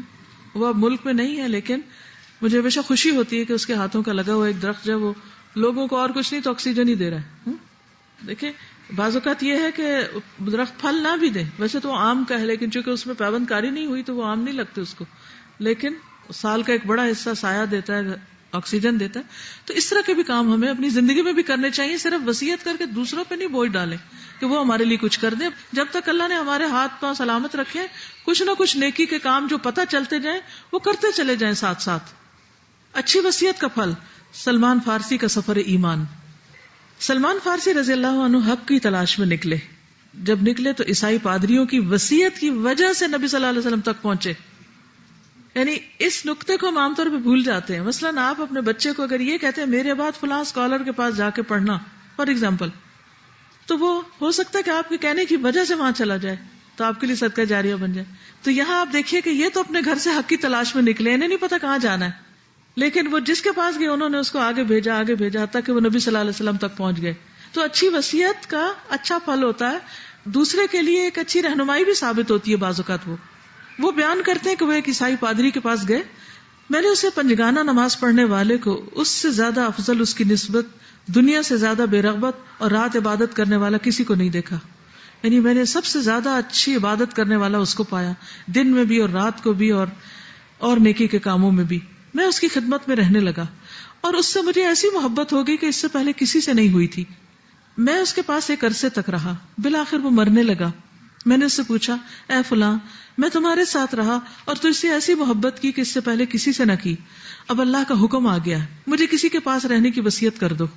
اس نے کہا, میرے بیٹے, اللہ کی قسم میرے طریقے پر صرف ایک ہی شخص دنیا میں ہے, اس کے سوا کوئی نہیں, وہ موصل میں رہتا ہے, تو اس کے پاس چلا جا. اس کے مرنے کے بعد میں موصل چلا گیا اور اس سے جا کر اپنا قصہ سنایا. اس نے اپنی خدمت میں اسے رکھ لیا اور وہ بھی بہترین آدمی تھا. آخر اس کی بھی وفات ہونے لگی. میں نے اس سے پوچھا, آپ کہاں جاؤں؟ اس نے کہا, فلاں شخص کے پاس نصیبین میں چلے جاؤ. میں اس کے پاس چلا گیا, اسے اپنا قصہ سنایا. اس نے اپنے پاس رکھ لیا, وہ بھی اچھا آدمی تھا. جب اس کے مرنے کا وقت آیا تو میں نے اس سے پوچھا, آپ کہاں جاؤں؟ اس نے کہا, اموریا میں فلاں کے پاس چلے جانا. میں وہاں چلا گیا, اس کے پاس اسی طرح رہنے لگا. وہاں میں نے کچھ کمائی کی جس سے میرے پاس چند گائے اور کچھ بکریاں جمع ہو گئی. جب اس کی وفات کا وقت قریب آیا تو میں نے اس سے پوچھا, اب کہاں جاؤں؟ اس نے کہا, اب اللہ کی قسم کوئی شخص اس طریقے کا جس پر ہم لوگ ہیں دنیا میں نہیں رہا, البتہ نبی آخر الزمان کے پیدا ہونے کا وقت آ گیا ہے. جو دین ابراہیمی پر ہوں گے عرب میں پیدا ہوں گے. ان کی ہجرت کی جگہ ایسی زمین ہے جہاں کھجوروں کی پیداوار بکثرت ہے اور اس کے دونوں جانب کنکریلی زمین ہے. وہ ہدیہ نوش فرمائیں گے, صدقہ نہیں کھائیں گے. ان کے دونوں شانوں کے درمیان مہر نبوت ہوگی. اگر تم سے ہو سکے تو اس زمین پر پہنچ جاؤ. تو اسی وجہ سے سلمان فارسی ڈھونڈتے ڈھونڈاتے مدینہ آ گئے تھے آپ کی ہجرت سے پہلے, اور جب آپ کی آمد کا پتہ چلا تو بے اختیار آپ کے پاس پہنچ گئے اور پھر مہر نبوت دیکھی بھی. تو کسی کو اچھی بات کی، اچھے کام کی وصیت کر جانا کرنے والے کے لیے بھی اور جس کو کی جا رہی ہے اس کے لیے بھی بہت فائدہ مند ہو سکتی. ایک تو وصیت بہت اچھی جو انہوں نے عمل جس طرح کیا اور جس صبر کے ساتھ وہ نیگیٹو نہیں ہوئے کہ اچھا اب یہ بھی مر گیا تو اب میں تو کہیں کا نہیں رہا، یا بالکل بھی کچھ نہیں کہا اور وہ کرتے رہے وہ سب کچھ. اور جب گائے بکریاں خرید لی تو یہ نہیں کہا اب تو میں نکل ہی نہیں سکتا، یہ کیا کروں ان کا، اب تو میرا اتنا بزنس ہو گیا یہاں، اب چھوڑو ہدایت کو، مال مل گیا کافی، مقصد پہ فوکسڈ ہے. پھر آپ دیکھیے کہ آپ کو چھوٹی سی بات شیئر کرنا چاہوں گی خوشی کی وجہ سے کہ الحمدللہ کل بات ایسی بیچ میں آ گئی تھی کہ صدقہ کرنے کے لیے اپنے پاس کچھ ہونا چاہیے، اور اپنے پاس ہونے کے لیے آگے مانگنا نہیں چاہیے بلکہ کچھ کام کر کے کمانا بھی چاہیے. اس کا یہ مطلب نہیں کہ آپ گائے بھینس خرید کے تو پھر پڑھنے لکھنے سے جائیں. حضرت سلمان فارسی کی سنت پر عمل کریں کہ اپنے مقصد سے نہیں ہٹنا، لیکن اس کے ساتھ کوئی نہ کوئی اپنے ہاتھ کی کمائی اور کوئی ہنر کسی طریقے سے تھوڑا بہت کو مال کما لیں تو اس کو صدقہ کر سکتے ہیں. اس میں الحمدللہ فہم القرآن کلاس میں جو مدرس کورس ہے اس میں سے آج وہ صبح 2 مدرس چکن نہاری بنا کے لائی تھی اور روٹیاں بھی لائی تھی، اور انہوں نے فوراً عمل کر لیا. اب وہ یہ کہ سیل ہوا، وہ میرے پاس تحفے کے طور پہ لائیں تو میں نے کہا کہ میں بھی خریدوں گی، تو میرا بھی حصہ پڑ گیا. تو الحمدللہ وہ اب مجھے نہیں معلوم کہ اس کی آمدنی کتنی ہوئی، لیکن السابقون السابقون انہوں نے ایک اچھے کام میں فوراً سبقت کر لی. تو اسی طرح آپ سوچیے کہ کیا ہنر ہے آپ کے پاس. مثلا جب ہم کینیڈا کی بلڈنگ بنا رہے تھے تو ہمارے ایک ساتھی تھے، ان کی نواسی جو تھی وہ موتیوں سے چھوٹی چھوٹی وہ بناتی تھی بریسلیٹس اور اس طرح کی چیزیں، اور انہی کو سیل کر کے اور اس کے پیسے جو تھے وہ اس میں ڈال دیتی، چھوٹی سی بچی. تو ہر ایک کے پاس کچھ نہ کچھ ہنر ضرور ہوتا ہے. اصل بات ہے کہ سستی کے مارے ہم کچھ نہیں کرتے. سوچئے کیا ہے، مثلا آپ کو مہندی لگانی آتی ہے، ٹھیک ہے، تو آپ کبھی کسی دن مہندی کا اسٹال لگا لیں، لیکن کس لیے کرنا یہ کام؟ صدقے کے لیے. یہ نہیں کہ وہ صدقہ کرتے کرتے شیطان آپ کو لالچ میں ڈال کے پڑھنے لکھنے سے فارغ کر دے اور مہندی کی آپ دکان کھول بیٹھے، یہ نہیں کرنا. ٹھیک، چلیے لکھا ہے اگر کوئی مرنے سے پہلے یہ وصیت کر دے کہ فلاں میرا منہ نہ دیکھے جو بعد میں جھگڑے کا سبب بنے تو اس سے ایک ہی خاندان میں ناراضگیاں پیدا ہوگی. کیا ایسی وصیت پر عمل کرنا ضروری ہے؟ بتائیے نا، ابھی آپ نے پڑھ لیا. نہیں، کیوں؟ کیونکہ غلط وصیت ہے نا، فساد ہے، جھگڑا ہے. استاذہ ہمیں کیسے معلوم ہو سکتا کہ ہم پہ جادو ہو چکا ہے؟ جادو ایک بیماری ہے. آپ کے جسم میں کوئی بیماری ایسی پیدا ہو جاتی ہے جس کا دوسری دوائیوں سے علاج نہیں ہوتا، تو پھر آپ سوچتے ہیں کہ شاید کوئی اور اثر ہے، تو پھر آپ خاص طور پہ اپنے اوپر رقیہ پڑھنا شروع کر دیتے ہیں. ایسا ہوتا ہے جب میں اپنی چیزوں کے متعلق سوچتی ہوں تو بہت ساری چیزیں ذہن میں آتی ہیں، مگر گھر والے کہتے ہیں کہ تمہارے پاس کچھ نہیں. ایسی سچویشن میں کس طرح صدقہ کرنا چاہیے؟ اپنے ہنر کے ساتھ. ٹھیک ہے، جو ابھی میں نے بتایا. جس سے ابھی ایک بات ہوئی تھی شروع میں کہ اگر ایک ماں یا باپ کی کسی کی ڈیتھ ہو جاتی ہے اور وہ مکان ہوتا ہے تو جو لوگ رہ رہے ہوتے ہیں تو وہ اس کو خالی کرا. تو ہم نے اپنی فیملی میں اس طرح کیا تھا. میری اپنی والدہ کا مکان تھا اور اس میں کچھ میرے بھائیوں نے بھی شیئر ڈالا تھا، ان کا شیئر مائنس کر کے، اور بھائیوں کا 2 حصہ ہوتا ہے، بہنوں کا 1 حصہ ہوتا ہے. تو انہوں نے اس طرح کیا کہ جب تک وہ اس مکان میں رہے مارکیٹ ویلیو پہ انہوں نے کرایہ معلوم کیا، اور جتنا عرصہ وہ رہے اتنا عرصہ ہم بہنوں کو وہ کرایہ دیتے رہے. بہت اچھا مشورہ ہے. بعض اوقات فوری طور پہ ہر چیز نہیں ہو سکتی، تھوڑا ٹائم لگ جاتا ہے، تو وارثوں کا حق اسی دن سے شروع ہو جاتا ہے جس دن سے کوئی فوت ہوا. پھر دوسرا یہ ہوا کہ جب ان کی اتنی حیثیت ہو سکی کہ وہ اپنا گھر الگ سے بنا سکیں، تو جب انہوں نے اپنا گھر بنایا اور اس کو بیچا تو اس وقت جو مارکیٹ ویلیو میں ہمارا شیئر تھا اس کے مطابق انہوں نے ہمیں ہمارا حصہ بھی دیا. الحمدللہ، دیٹس اے گڈ وے. کسی نے لکھا اگر کسی کو وراثت کا حصہ نہ ملے یا پورا نہ ملے پھر وہ خود اپنے حق کا مطالبہ نہ کرے تو کیا اس کی پکڑ ہوگی؟ کرنا چاہیے.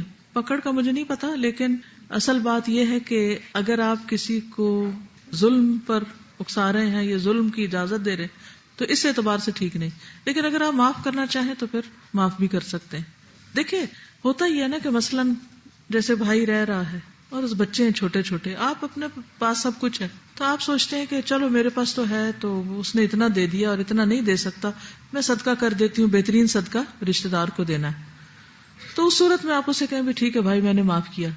لیکن اگر بھائی کے پاس آپ سے زیادہ اور آپ محتاج اور آپ کے بچے سفر کر رہے ہیں اور آپ کو حق نہیں مل رہا اور وہ ظلم کر رہا ہے، تو اس صورت میں آپ کو خود یا کسی اور کو احساس دلانا چاہیے. کیا کوئی شخص اپنی زندگی میں اپنے مال یا جائیداد کو اپنی مرضی سے 1/3 سے زیادہ فی سبیل اللہ خرچ کر سکتا ہے؟ کر سکتا ہے اگر نیت وارثوں کو نقصان پہنچانے کی نہ ہو. مثلا ایک شخص کما رہا ہے اور وہ اپنی کمائی کا آدھا حصہ اللہ کے راستے میں دے دیتا ہے مثلا، اور اس لیے نہیں دیتا کہ میرا جمع نہ ہو کہ وارث نہ لیں، اس لیے دیتا ہے کہ بس ٹھیک ہے اسے دینا ہے، کوئی ضرورت ہے اس وقت تو دیتا رہے، اور بعد میں جو اکٹھا ہو. دیکھیے اگر مثلا کوئی دیتا بھی ہے تو جو آدھا جمع ہو رہا ہے وہ بھی تو کافی جمع ہو جائے گا. زندگی میں آپ اپنے ضرورت کے مطابق، حیثیت کے مطابق مختلف فیصلے کر سکتے ہیں، لیکن مرنے کے بعد کی وصیت نہیں کر سکتے. کیا ماں باپ اپنی زندگی میں کسی ایک بچے کو توفتاً اپنی جائیداد میں سے دے سکتے ہیں جبکہ باقی بچوں کو نہ دے؟ نہیں، ایسا نہیں کر سکتے.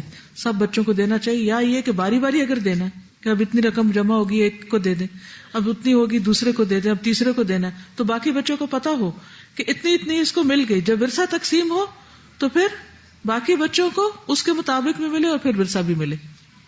یہ کسی نے لکھا ہے آخری سفر اور یقینی سفر. ٹکٹ مفت، سیٹ محفوظ. مسافر کا نام عبداللہ بن آدم، عرفیت انسان، شناخت مٹی، پتہ روئے زمین. سفر کی تفصیلات: روانگی از دنیا، منزل آخرت. مدت سفر چند لمحے اور چند لمحوں کے لیے 2 میٹر زیر زمین پرواز. پرواز کا وقت اجل. ریزرویشن 100% یقینی. ضروری ہدایات: تمام مسافران سے درخواست ہے کہ وہ ان لوگوں کو اپنی نظر میں رکھیں جو ان سے پہلے آخرت کی طرف سفر کر چکے ہیں.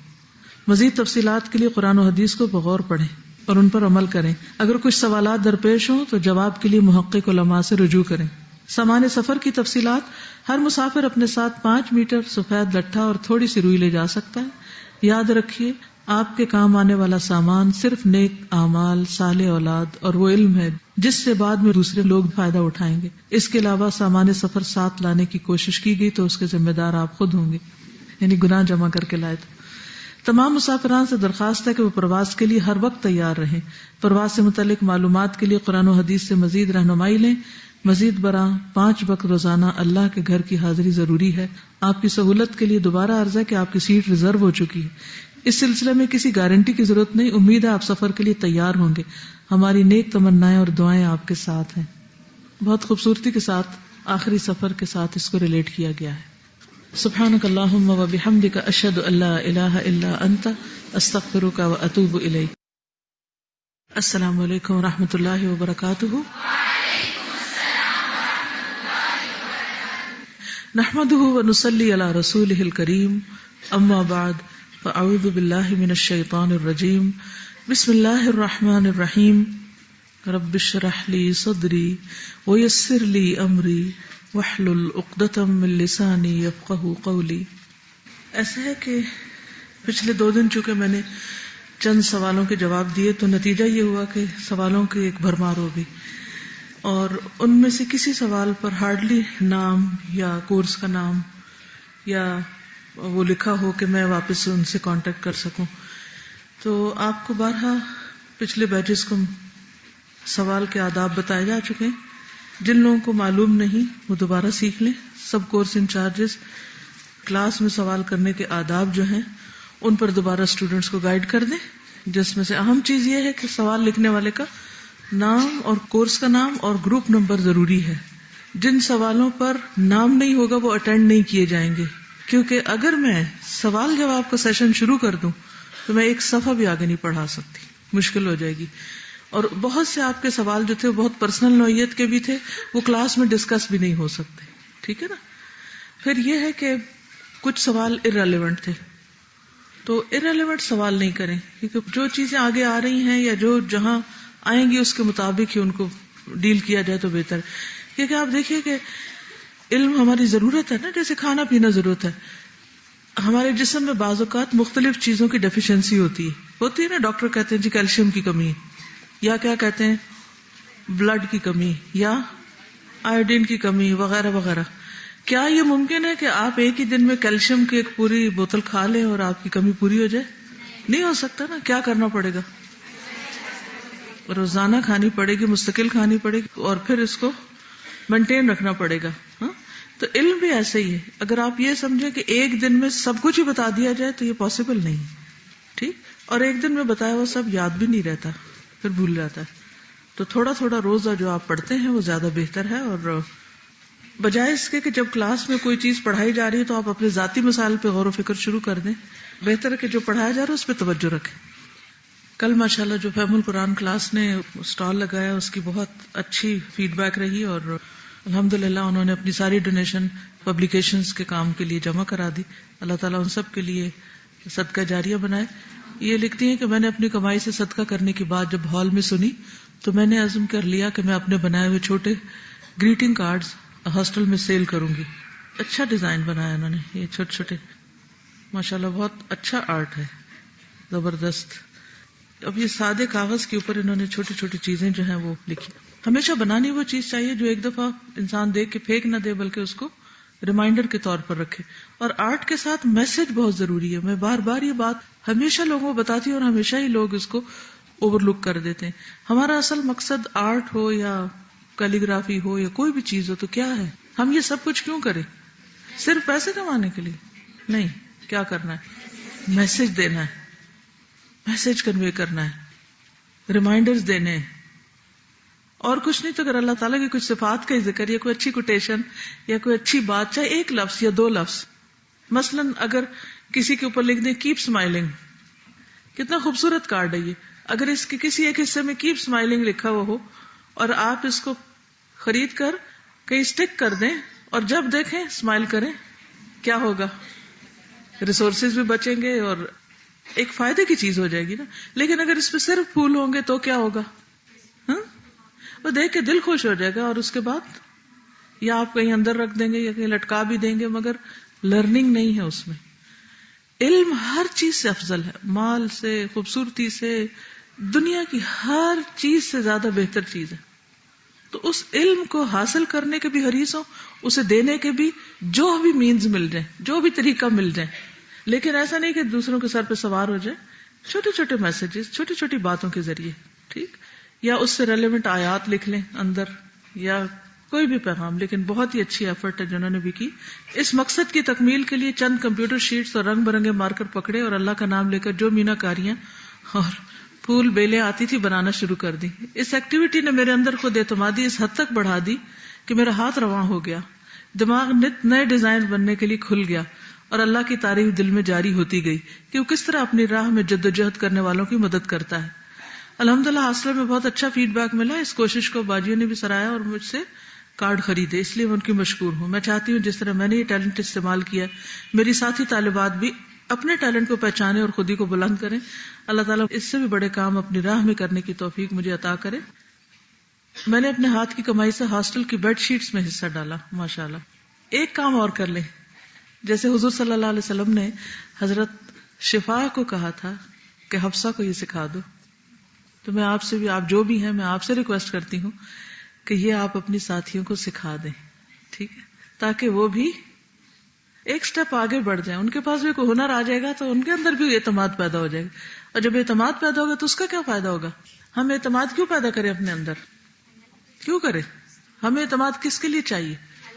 اللہ کے دین کے اوپر خود اعتمادی کے ساتھ عمل کرنے کے علاوہ آگے پہنچانے کے لیے بھی چاہیے، اور خوبصورت طریقے سے پہنچانے کے لیے چاہیے. This is a beautiful way to convey the message of اللہ سبحانہ وتعالی.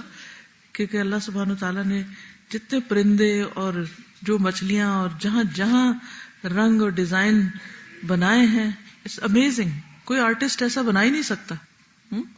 تو یہ سب کچھ کیوں بنایا اللہ نے؟ ان اللہ جمیل یحب الجمال. تو ہم سارا جمال دنیا کے لیے رکھتے ہیں، اور جب دین کی بات آتی ہے تو جمال بھول جاتے ہیں، کریٹیوٹی بھول جاتے ہیں. تو انشاءاللہ تعالی اگر آپ لوگ اسی طرح آگے بڑھتے رہے تو تھوڑی تھوڑی کوشش سے بھی آپ بہت کچھ ایک دوسرے سے سیکھ اور سکھا سکتے. اپنے اجر کو بڑھانے کے لیے ٹھیک ہے مال کما کے دینا بھی صدقہ، لیکن اس علم کو دوسروں کو سکھانا بھی صدقہ، ٹھیک ہے. اس سے آپ دیکھیے گا جب آپ سکھانے لگیں گی نا تو اعتماد کتنا بڑھے گا؟ کتنے فیصد؟ بہت فیصد، ٹھیک ہے. انشاءاللہ آپ خود اینالائز کر کے بتائیے کہ کتنے فیصد بڑھا آپ کا اعتماد. اسی آئیڈیا سے متعلق یہ ہے کہ بک مارکس جیسے بنائیں خوبصورت سے، اور ان پر امر بالمعروف اور خاص طور پر وہ برائیاں جو ہمارے معاشرے میں عام ہیں ان کے متعلق نہیں عن المنکر کی، جیسے حدیث ہے یا جیسے غیبت ہے یا بیک بائٹنگ ہے، لائنگ ہے، اس پر بھی بن سکتے ہیں. یہ بس یہ کہ چھوٹا میسج ہو، کم لفظ ہو، کہ جتنے کم لفظ آپ لکھ سکیں اتنا زیادہ افیکٹو ہو جائے گا وہ، کیونکہ وہ پڑھا جائے گا. بڑا پڑھنے کے لیے انسان کہتا ہے اچھا بعد میں پڑھوں گا، تازہ الہدا سے یہ بہت پہلے جو ہے وہ ایک چھوٹا سا سٹکر ملتا تھا کہ حسن زن بہترین عبادت ہے، اور میرا تو وہ جو دل کا کیور ہوا اس سے کافی زیادہ اس سے فرق پڑا. حسن زن من حسن العبادہ. اچھا پھر ایک یہ ہوگا کہ تھوڑے عرصے کے بعد اندر خریدار کم ہو جائیں گے، پھر کیا کریں گی آپ؟ ایگزیبیشنز لگائیں گی. کہاں؟ اسکولز میں، کالجز میں، شادیوں میں، شاپس میں، پارکس میں. اپنے اس ہنر کو، اس علم کو، فن کو استعمال کرتے ہوئے مقصد پیچھے کیا ہے؟ اللہ کا پیغام پہنچانا ہے، اور اللہ ہی کے دیے ہوئے اپنے ٹیلنٹ کو اللہ کی راہ میں استعمال کرنا ہے، اور اس سے جو آمدنی ہوگی اس سے پھر اللہ کے دین کو فائدہ پہنچانا ہے. تو آپ کے اندر یہ ساری صلاحیتیں موجود ہیں، لیکن آپ کو پلاننگ نہیں کرنی آتی. تو اس کو میکسیمم دور تک پیغام لے جانے کی پلاننگ کریں. ٹھیک ہے. اور آپ دیکھیے کہ جب ہمارے اندر کوئی بھی ٹیلنٹ ہوتا ہے نا، اللہ کی دی ہوئی کوئی بھی چیز ہوتی ہے اور ہم اسے استعمال نہیں کرتے نا، تو اس کا نقصان پتہ کیا ہوتا ہے؟ ایک تو وہ ختم ہو جاتا ہے، اور کیا ہوتا ہے؟ وہ ہمارے اوپر وزر ہو جاتا ہے، بوجھ ہو جاتا ہے. اور کیا ہوتا ہے؟ ہمیں پریشانیوں میں اضافے کا باعث بنتا ہے. جب یہ قلم چلتا ہے تو کیا ہوتا ہے؟ اس ہاتھ اور ہارٹ اور مائنڈ کی کوآرڈینیشن ہے. اللہ نے یہ بنائے کیوں ہے؟ ہاتھ پہ ہاتھ رکھنے کے لیے، کچھ کرنے کے لیے. جب آپ اپنے ہاتھوں سے کام کرتے ہیں نا، چاہے لکھتے ہیں، چاہے پینٹ کرتے ہیں، چاہے کوئی آرٹ ورک کرتے ہیں، چاہے کوئی چیز بنتے ہیں، یا کچھ پکاتے ہیں، یا جھاڑو لگاتے ہیں، یا کچھ بھی، تو اس وقت جب آپ موسٹ پروڈکٹیو ہوتے ہیں. اللہ کے نبی داؤد علیہ السلام جو تھے وہ اپنے ہاتھوں سے کمائی کرتے تھے. تو وہ جب یہ کرتے ہیں نا، تو اس کرنے سے آپ کی ٹینشن بھی ریلیز ہو رہی ہوتی ہے اور ایک خوشی بھی نصیب ہوتی ہے، اور ساتھ آپ کا دماغ اتنا ہی تیزی سے چلتا ہے، کیونکہ ہاتھ نہیں چل سکتا جب تک کہ دماغ کو آپ ایک سرٹن لیول تک ٹرین نہ کریں. جب اس کے پاس پیشنٹس آتے تھے تو وہ وہی کارڈز ان کو دے دیتی تھی، تو ان کو اتنا اچھا لگتا تھا. وہ بلکہ کہتے تھے سب سے اچھی ڈاکٹر ہیں، ہمیں دعائیں بتاتی ہیں، شفا کی دعائیں. یس، بس میسج کلیئر ہو. کیونکہ میں نے بڑے آرٹ دیکھے ہیں لیکن دل گھبرا جاتا ہے، دوسری دفعہ میرا دل نہیں چاہتا نظر ڈالوں، کیونکہ اس میں اتنی رنگینیاں، بڑا بڑا کاغذ لیا، اگر اس کو ضائع کیا ہوگا، 4 رنگ لگائے ہوں گے، اور اوپر کوئی چمکلی چیزیں بھی لگائی ہوں گی، اور میسج کدھر ہے وہ پڑھا ہی نہیں جا رہا، اور اس میں 10 غلطیاں بھی. یہ کام نہ کریں، اس کو کوئی فائدہ نہیں، الٹا گناہ ہے.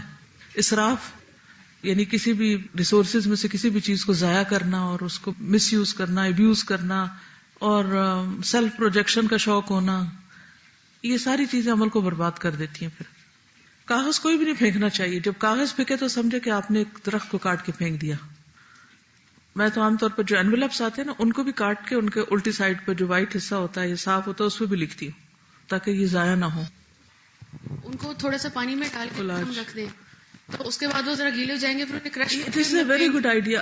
اگر کسی کو آتا ہے تو یہ سنڈے کے دن جیسے ہاسٹل میں اگر سکھایا جائے، یعنی کچھ بنایا جائے تو کتنا اچھا ہے. اس سے بھی ڈیکوریشن ہو جاتی ہے، کیونکہ ہمارے اتنے کاغذ یہاں جمع ہوتے ہیں لیکن وہ ردی میں چلے جاتے ہیں اور پتہ نہیں ان کا کیا ہوتا ہے. مختلف طریقے سوچئے. ٹھیک ہے، چلیے آگے چلیں. آج کا چیپٹر دل رکھ کے سننے والا ہے. اس کو پڑھتے ہوئے اور اس کے بارے میں سوچتے ہوئے بہت ہی عجیب دل کی حالت ہو رہی تھی. اور موت جتنی بڑی حقیقت ہے، ہم اس کی طرف سے اتنے ہی زیادہ غافل ہوتے ہیں اور اس کی تیاری نہیں کرتے. بہرحال شروع کرتے ہیں. قل ان صلاتي ونسكي ومحياي ومماتي لله رب العالمين لا شريك له وبذلك امرت وانا اول المسلمين. ہم نے نماز کی بات کی، ہم نے قربانی کی بات کی، صدقے کی بات کی، اور زندگی میں مختلف اچھی عادات پیدا کرنے کے طریقوں کے بارے میں بات کی.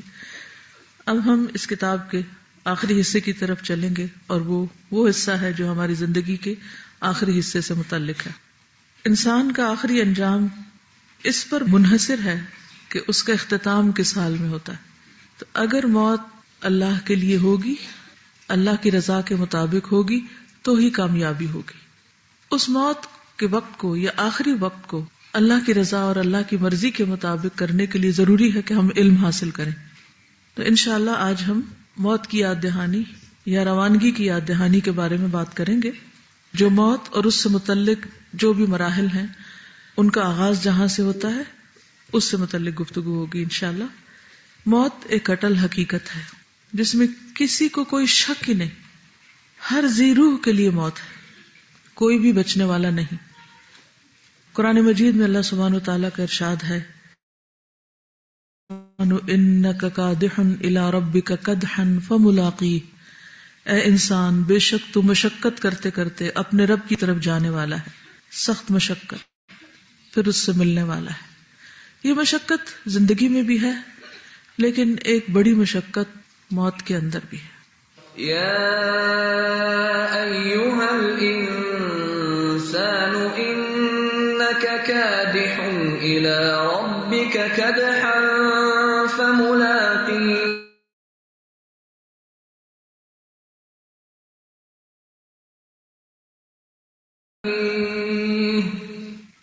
کوئی ہزاروں سال بھی جیے تو بہرحال اس کو ایک دن دنیا سے رخصت ہونا ہے، اس کو جانا ہے.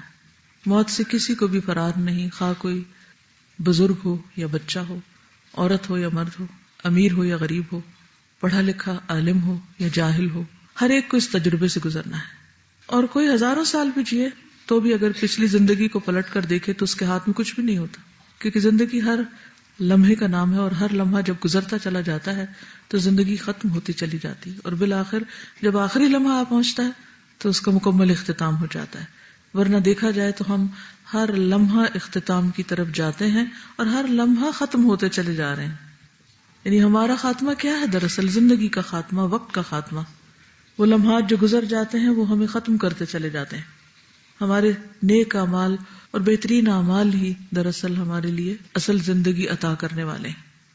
قرآن مجید میں اللہ تعالیٰ کا ارشاد ہے، سورۃ الجمعہ آیت 8 میں فرمایا قل ان الموت الذي تفرون منه فإنه ملاقيكم ثم تردون إلى عالم الغيب والشهادة فينبئكم بما كنتم تعملون. کہہ دیجئے جس موت سے تم بھاگتے پھرتے ہو وہ تمہیں پہنچ کر ہی رہے گی، آ کر ہی رہے گی، پھر تم چھپے کھلے کے جاننے والے کی طرف لوٹائے جاؤ گے اور وہ تمہیں تمہارے کیے ہوئے تمام کام بتا دے گا. ایک دفعہ ایک چھوٹی سی مووی کے کلپ دیکھنے کا اتفاق ہوا جس میں ایک ڈاکٹر کو فیٹس کو ابارٹ کرتے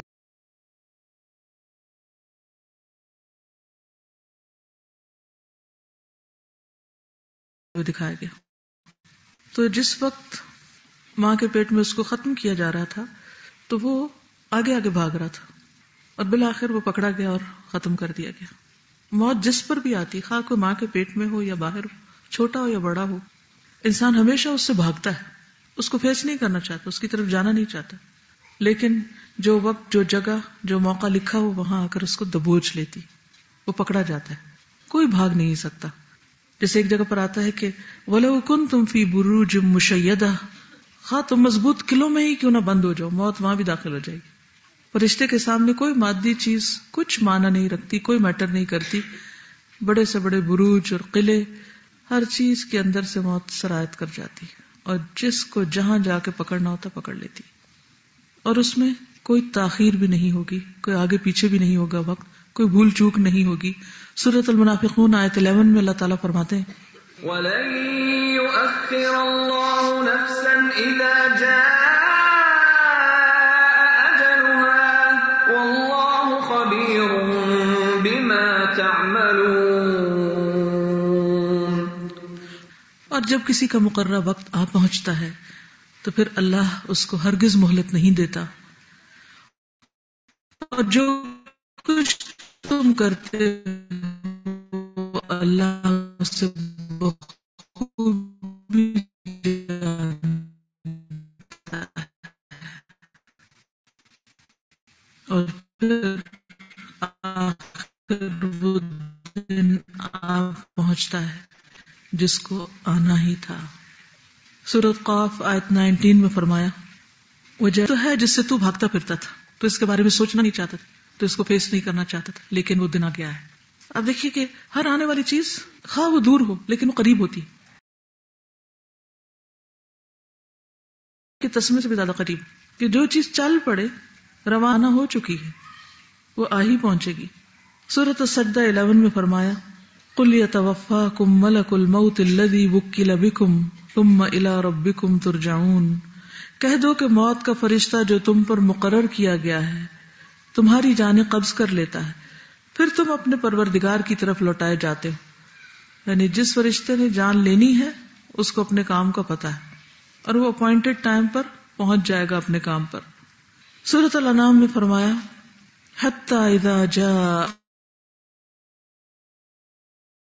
فتح رسلنا وهم لا يفرطون، جب تم میں سے کسی کو موت آ پہنچتی ہے اس کی روح ہمارے بھیجے ہوئے فرشتے ڈیوٹی پوری انجام دیتے، کوئی خیانت نہیں کرتے، کسی کی طرف داری نہیں کرتے، کسی کو مزید مہلت نہیں دیتے۔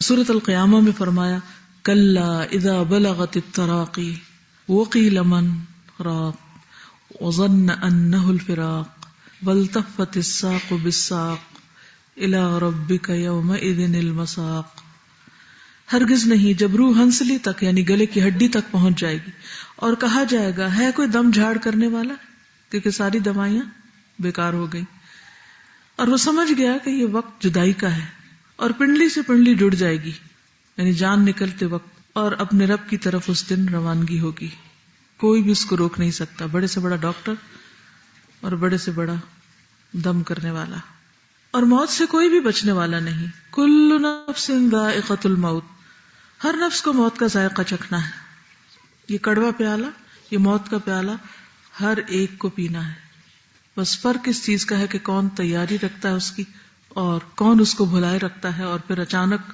اس حادثے کا شکار ہوتا ہے۔ رسول اللہ صلی اللہ علیہ وسلم نے فرمایا اگر ابن آدم اپنے رزق سے یوں بھاگے جیسے وہ موت سے بھاگتا ہے تو اس کا رزق اسے یوں پالے گا جیسے اسے موت پا لیتی ہے، رزق بھی آ جائے گا جیسے موت آتی۔ انس رضی اللہ عنہ سے مروی ہے کہ جب رسول اللہ صلی اللہ علیہ وسلم پر موت کی شدت طاری ہوئی تو فاطمہ رضی اللہ عنہا آپ کی اس کیفیت کو دیکھ کے کہنے لگی ہائے تکلیف،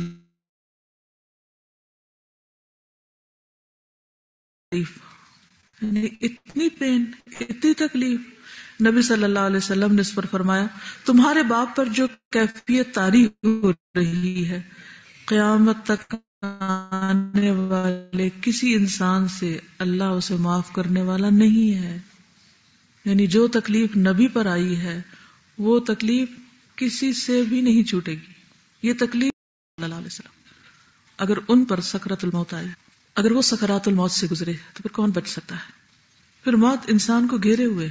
عبداللہ رضی اللہ عنہ کہتے ہیں کہ نبی صلی اللہ علیہ وسلم نے 4 کونوں والا خط کھینچا، اسکوائر بنایا، پھر اس کے درمیان ایک خط کھینچا یعنی درمیان آدھا آدھا کر کے، جو چوکٹے کے درمیان میں تھا یعنی چکور کے درمیان میں ایک لکیر ڈالی، اس کے بعد درمیان والے خط کے اس حصے میں جو چوکٹے کے درمیان میں تھا چھوٹے چھوٹے بہت سے خطوط کھینچے یعنی چھوٹی چھوٹی لکیریں ڈالی، پھر فرمایا یہ ہے انسان اور یہ اس کی موت ہے جو اسے گھیرے ہوئے، اور یہ جو بیچ کا خط باہر نکلا ہوا اس کی امید ہے، یعنی وہ چوکٹے سے باہر جا رہی، امیدیں ہماری اتنی ہے کہ جو پوری زندگی بھی گزر جائے تو پوری نہ ہو، اور چھوٹے چھوٹے خطوط اس کی دنیاوی مشکلات ہیں، بس انسان جب ایک مشکل سے بچ کے نکلتا ہے تو دوسری پھنس جاتا ہے، دوسری سے نکلتا ہے تو تیسری میں پھنس جاتا ہے۔ میں بنا دیتی ہوں آپ کو تاکہ سمجھ آ جائے۔ انسان اس کے اندر گرا ہوا، اس سے باہر نہیں جا سکتا، جب موت آئے گی تو باہر نکلے گا، وہ اس سفر کو طے کر رہا ہے، ایک رکاوٹ آ جاتی، پھر وہ تھوڑا اس سے نکلتا ہے تو اگلی آ جاتی، تو سب سے بڑی رکاوٹ یعنی موت آ جاتی ہے، لیکن امیدیں ختم نہیں ہوتی، پھر بھی چل رہی ہوتی۔ مثلاً اگر کوئی آپ کو بتا دے کہ آپ آج کے دن سے 5 سال بعد تک بس زندہ رہیں گے، صرف 5 سال ہیں آپ کے پاس، آپ نے جو جو سوچ رکھا ہے زندگی میں کرنے کا، مثلاً کہ میں قرآن حفظ کروں گی، مثلاً میں کوئی کتاب لکھوں گی، مثلاً میں یہ پروجیکٹ کروں گی، وہ کروں گی، وہ کروں گی، پھر ان کو 5 سالوں میں تقسیم کیجئے، کیا واقعی ان 5 سالوں میں آپ ختم کر لیں گے؟ پھر کیسے آپ وقت ضائع کر سکتے ہیں جبکہ کام زیادہ ہیں، امیدیں بڑی ہیں، آرزویں اور تمنائیں بہت ہیں کہ ہم آخرت کے لیے بہت کچھ سمیٹ لیں، جبکہ وہ آخرت کے لیے نہیں، دنیا کے لیے عام طور پر ہم سوچ رہے ہوتے ہیں، اور دنیا کے لیے پا بھی لیں وہ سب کچھ۔ مثلاً دنیاوی اعتبار سے آپ نے کچھ ٹارگٹ سیٹ کیے کہ مجھے یہ ڈگری کرنی ہے، مجھے یہ چیز حاصل کرنی ہے، یہ اتنا گھر بنانا ہے، فلاں چیز حاصل کرنی، فلاں چیز حاصل کرنی، اور پھر آپ مثلاً 30 سال کے 30 ایئرس کے and you have another 20 years only, تو اس میں آپ دیکھ لیں کہ اچھا گھر بنانے کے لیے اتنا عرصہ چاہیے ہوگا، فلاں ڈگری کے لیے اتنا، یہ بزنس کرنے کے لیے اتنا اتنا اتنا. جب وہ سب کچھ اچیو کر لیں آپ، تو پھر اس کو انجوائے کرنے کا ٹائم کدھر ہے؟ اس کے بعد آپ کی موت آ گئی کہ چلو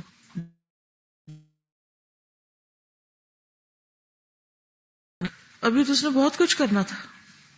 یہ سب حقیقت جانتے ہوئے سمجھتے ہوئے پھر بھی ہم کیوں نہیں ہوتے؟ کیوں وقت ضائع کرتے جو ہم نے کرنا ہے؟ کیا چیز روکے ہوئے ہمیں؟ یہ مشکلات، یہ تو ساری زندگی موت تک نہیں ختم ہونی. یہ رکاوٹیں، یہ ہرڈلز، یہ شیطان کی ڈالی ہوئی پراگندہ ذہنی، یہ پیٹی ایشوز کے اوپر فلیئر اپ ہونا، کیا رکاوٹ؟ چھوٹی چھوٹی باتوں کے اوپر پورا پورا دن ضائع کر دینا. ذرا سی کسی نے کوئی بات کہہ دی تو سب کچھ بھول کے اسی کے پیچھے لگ جانا. ذرا سا کوئی ہمیں اپنے سے آگے نکلتا ہوا نظر آیا تو ساری انرجی اس پہ لگا دینا کہ اس کو کس طرح پیچھے گھسیٹیں. ہم کیوں نہیں اپنے ساتھ سنجیدہ ہوتے؟ ہمیں دوسروں کے نہیں، اپنے اپنے بارے میں سوچنے کی ضرورت ہے، اپنے محاسبے کی. جب محاسبہ کریں گے تو مجاہدہ شروع ہوگا اور پھر ہم اپنی آخرت کی کامیابی کو پہنچ سکیں گے. نبی صلی اللہ علیہ وسلم نے فرمایا، ابن آدم کی مثال کو اس طرح پیش کیا گیا ہے کہ اس کے آس پاس 99 موتیں ہیں، 99 حادثے اور مصیبتیں ہیں. اگر وہ مصیبتیں اسے نہیں پہنچتی تو بڑھاپے کا شکار ہو جاتا.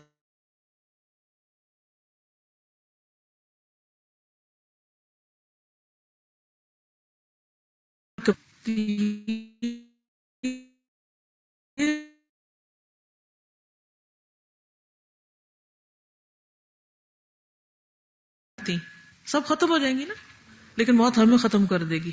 رکھنی چاہیے سارا وقت مسائل کے بارے میں سوچتے ہوئے، لوگوں کے بارے میں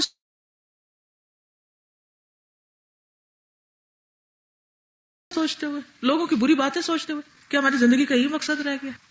نبی صلی اللہ علیہ وسلم نے فرمایا، ابن آدم 2 چیز سے بہتر ہے، اور نمبر 2 مال و دولت کی کمی کو ناپسند کرتا ہے. حالانکہ مال کی کمی حساب کی کمی کا موجب ہے، یعنی مال کم ہوگا تو حساب بھی کم ہوگا. تو جو چیزیں ہم ناپسند کرتے ہیں وہ ہمارے حق میں خیر ہوتی ہیں اگر ہماری سوچ مثبت ہے. رسول اللہ صلی اللہ علیہ وسلم نے فرمایا، جو اللہ سے ملاقات کرنے کو پسند کرتا ہے اللہ بھی اس سے ملاقات کرنے کو پسند کرتا ہے، اور جو اللہ سے ملاقات کرنے کو ناپسند کرتا ہے اللہ بھی اس سے ملاقات کرنے کو ناپسند کرتا ہے. اور اللہ کی ملاقات سے پہلے موت ہے، تو اس پل کو پار کرنا ضروری ہے. اس لیے انسان صرف موت کو برا بھلا نہ کہے یا موت سے بھاگے نہیں، بلکہ موت کی تیاری کرے. اصل مقصد یہ ہے کہ موت کے بارے میں بھی حسن ظن رکھے. نمبر 1 فتنوں سے نجات ہے، اور نمبر 2 اللہ سے ملاقات کے لیے اس سے گزرنا ضروری ہے. یعنی انسان جب موت کو سوچے، ایک تو اس کے کاموں کی رفتار میں تیزی آئے، اور دوسرے کیا ہو، میں موت کا بھی اس لیے خوش دلی سے استقبال کروں گی کہ اس کے بغیر اللہ سے ملاقات ہو نہیں سکتی. یہ اللہ سے ملاقات کا ذریعہ ہے، ادھر سے گزرنا پڑے گا.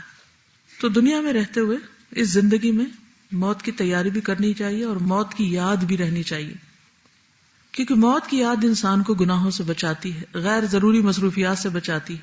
موت کی یاد انسان کو اپنے مقصد پر فوکسڈ رکھتی، اس کو باعمل بناتی، اس کی زندگی کو زیادہ پروڈکٹیو بنا دیتی. اسی لیے رسول اللہ صلی اللہ علیہ وسلم نے فرمایا، لذتوں کو مٹانے والی چیز یعنی موت کو کثرت سے یاد کیا کرو، کیونکہ جو موت کو تنگی والی حالت میں یاد کرتا ہے موت اس کو وسعت دے دیتی. یعنی آپ کسی مصیبت پہ بہت گھبرا رہے ہیں، بہت پریشان ہو رہے ہیں، آپ موت کے بارے میں سوچنا شروع کر دیں کہ چند دن کی بات ہے پھر تو چلے ہی جانا ہے، تو کیا ہوگا، اس تنگی میں بھی آپ کے لیے آسانی ہو جائے گی. اور جو اس کو خوشحالی میں یاد کرتا ہے موت اس کو تنگ کر دیتی، یعنی پھر انسان فخر اور تکبر اور غرور نہیں کرتا. موت کو یاد کرنے والا اللہ سے حیا کا حق ادا کرتا ہے. عبداللہ بن مسعود کہتے ہیں کہ رسول اللہ صلی اللہ علیہ وسلم نے فرمایا، اللہ سے اتنی حیا کرو جتنا اس کا حق ہے. ہم نے عرض کیا، یا رسول اللہ صلی اللہ علیہ وسلم، اللہ کا شکر ہے ہم اس سے حیا کرتے ہیں. رسول اللہ صلی اللہ علیہ وسلم نے فرمایا، ٹھیک ہے، لیکن اس کا حق یہ ہے کہ تم اپنے سر اور جو کچھ اس میں ہے اس کی حفاظت کرو، یعنی اپنی سوچوں کی حفاظت کرو، اور پیٹ اور اس میں جو کچھ اپنے اندر جمع کیا ہوا ہے اس کی حفاظت کرو، یعنی اپنی خوراک، اپنی شرمگاہ اور اپنے دل کے خیالات.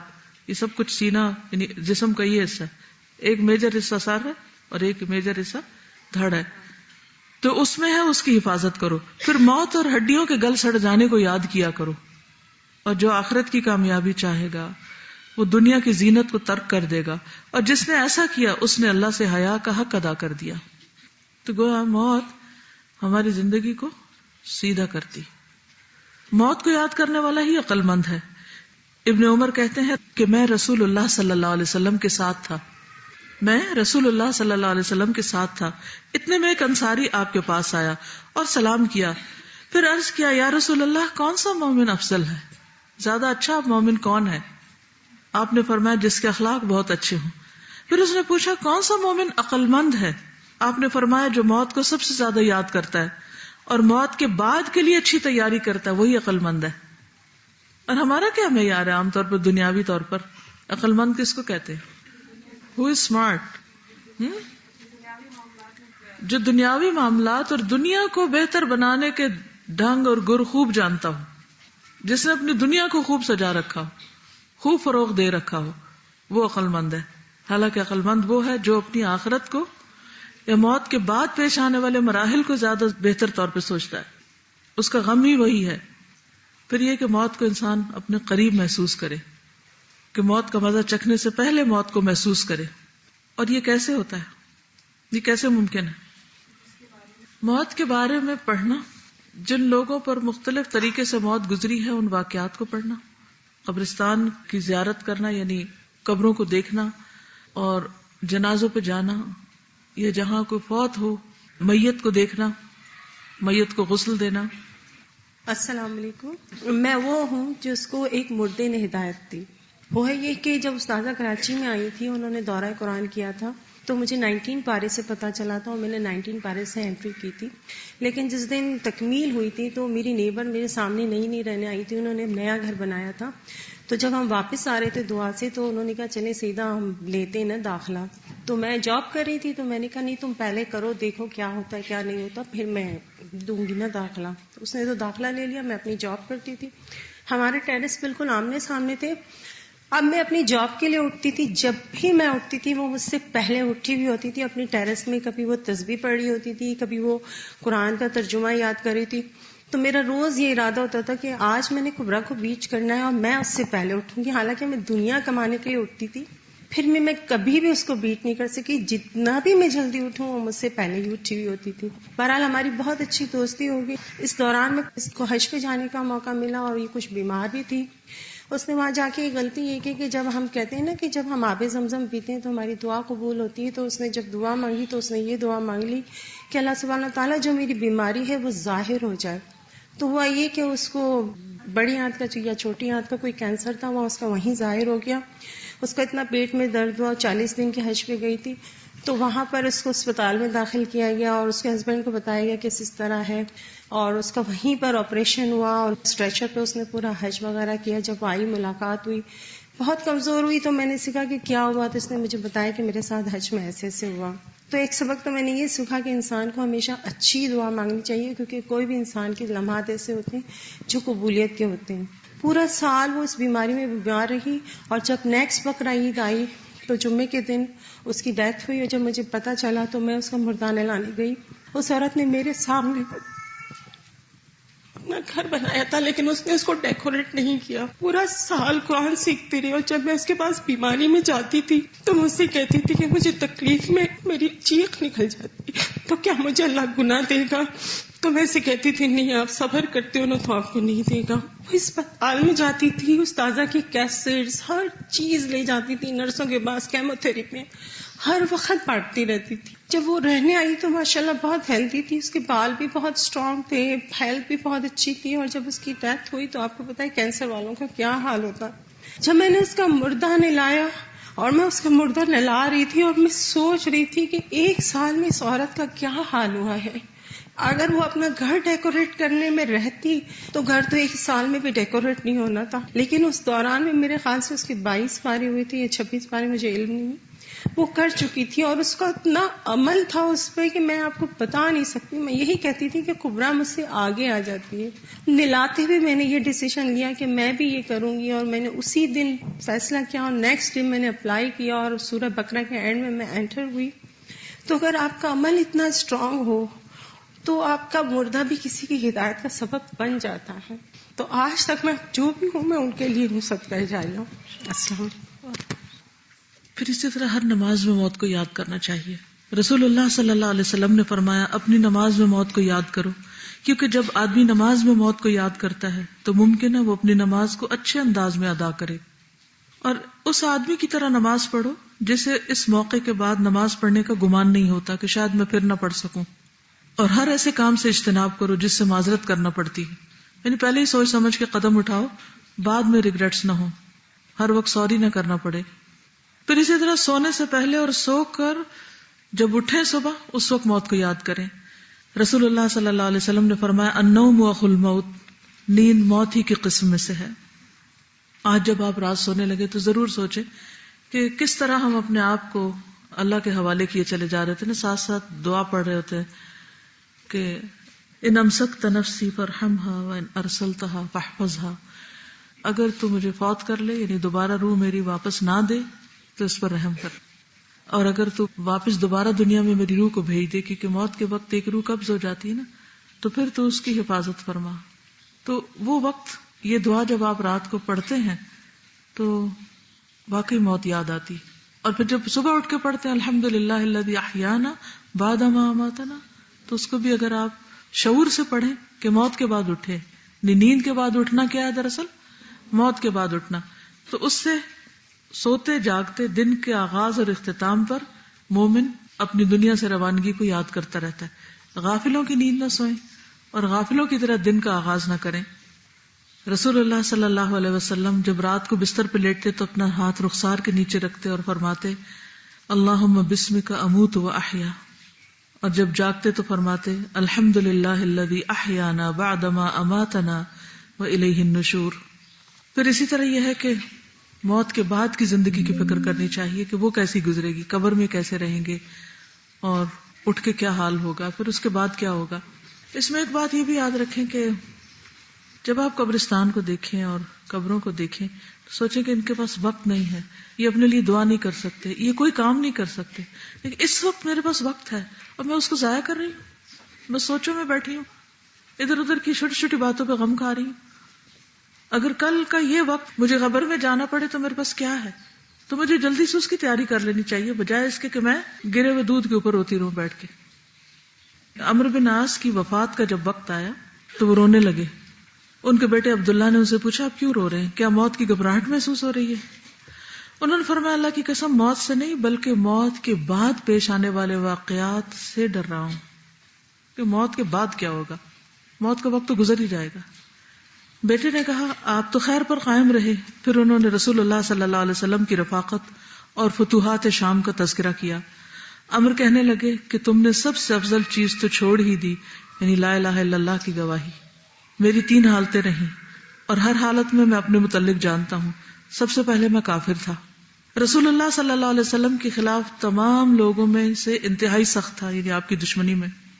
اگر میں اسی حالت میں مر جاتا تو میرے لیے جہنم واجب ہو جاتی. جب میں نے رسول اللہ صلی اللہ علیہ وسلم سے بیعت کی تو میں نبی صلی اللہ علیہ وسلم سے تمام لوگوں کی نسبت زیادہ حیا کرتا تھا.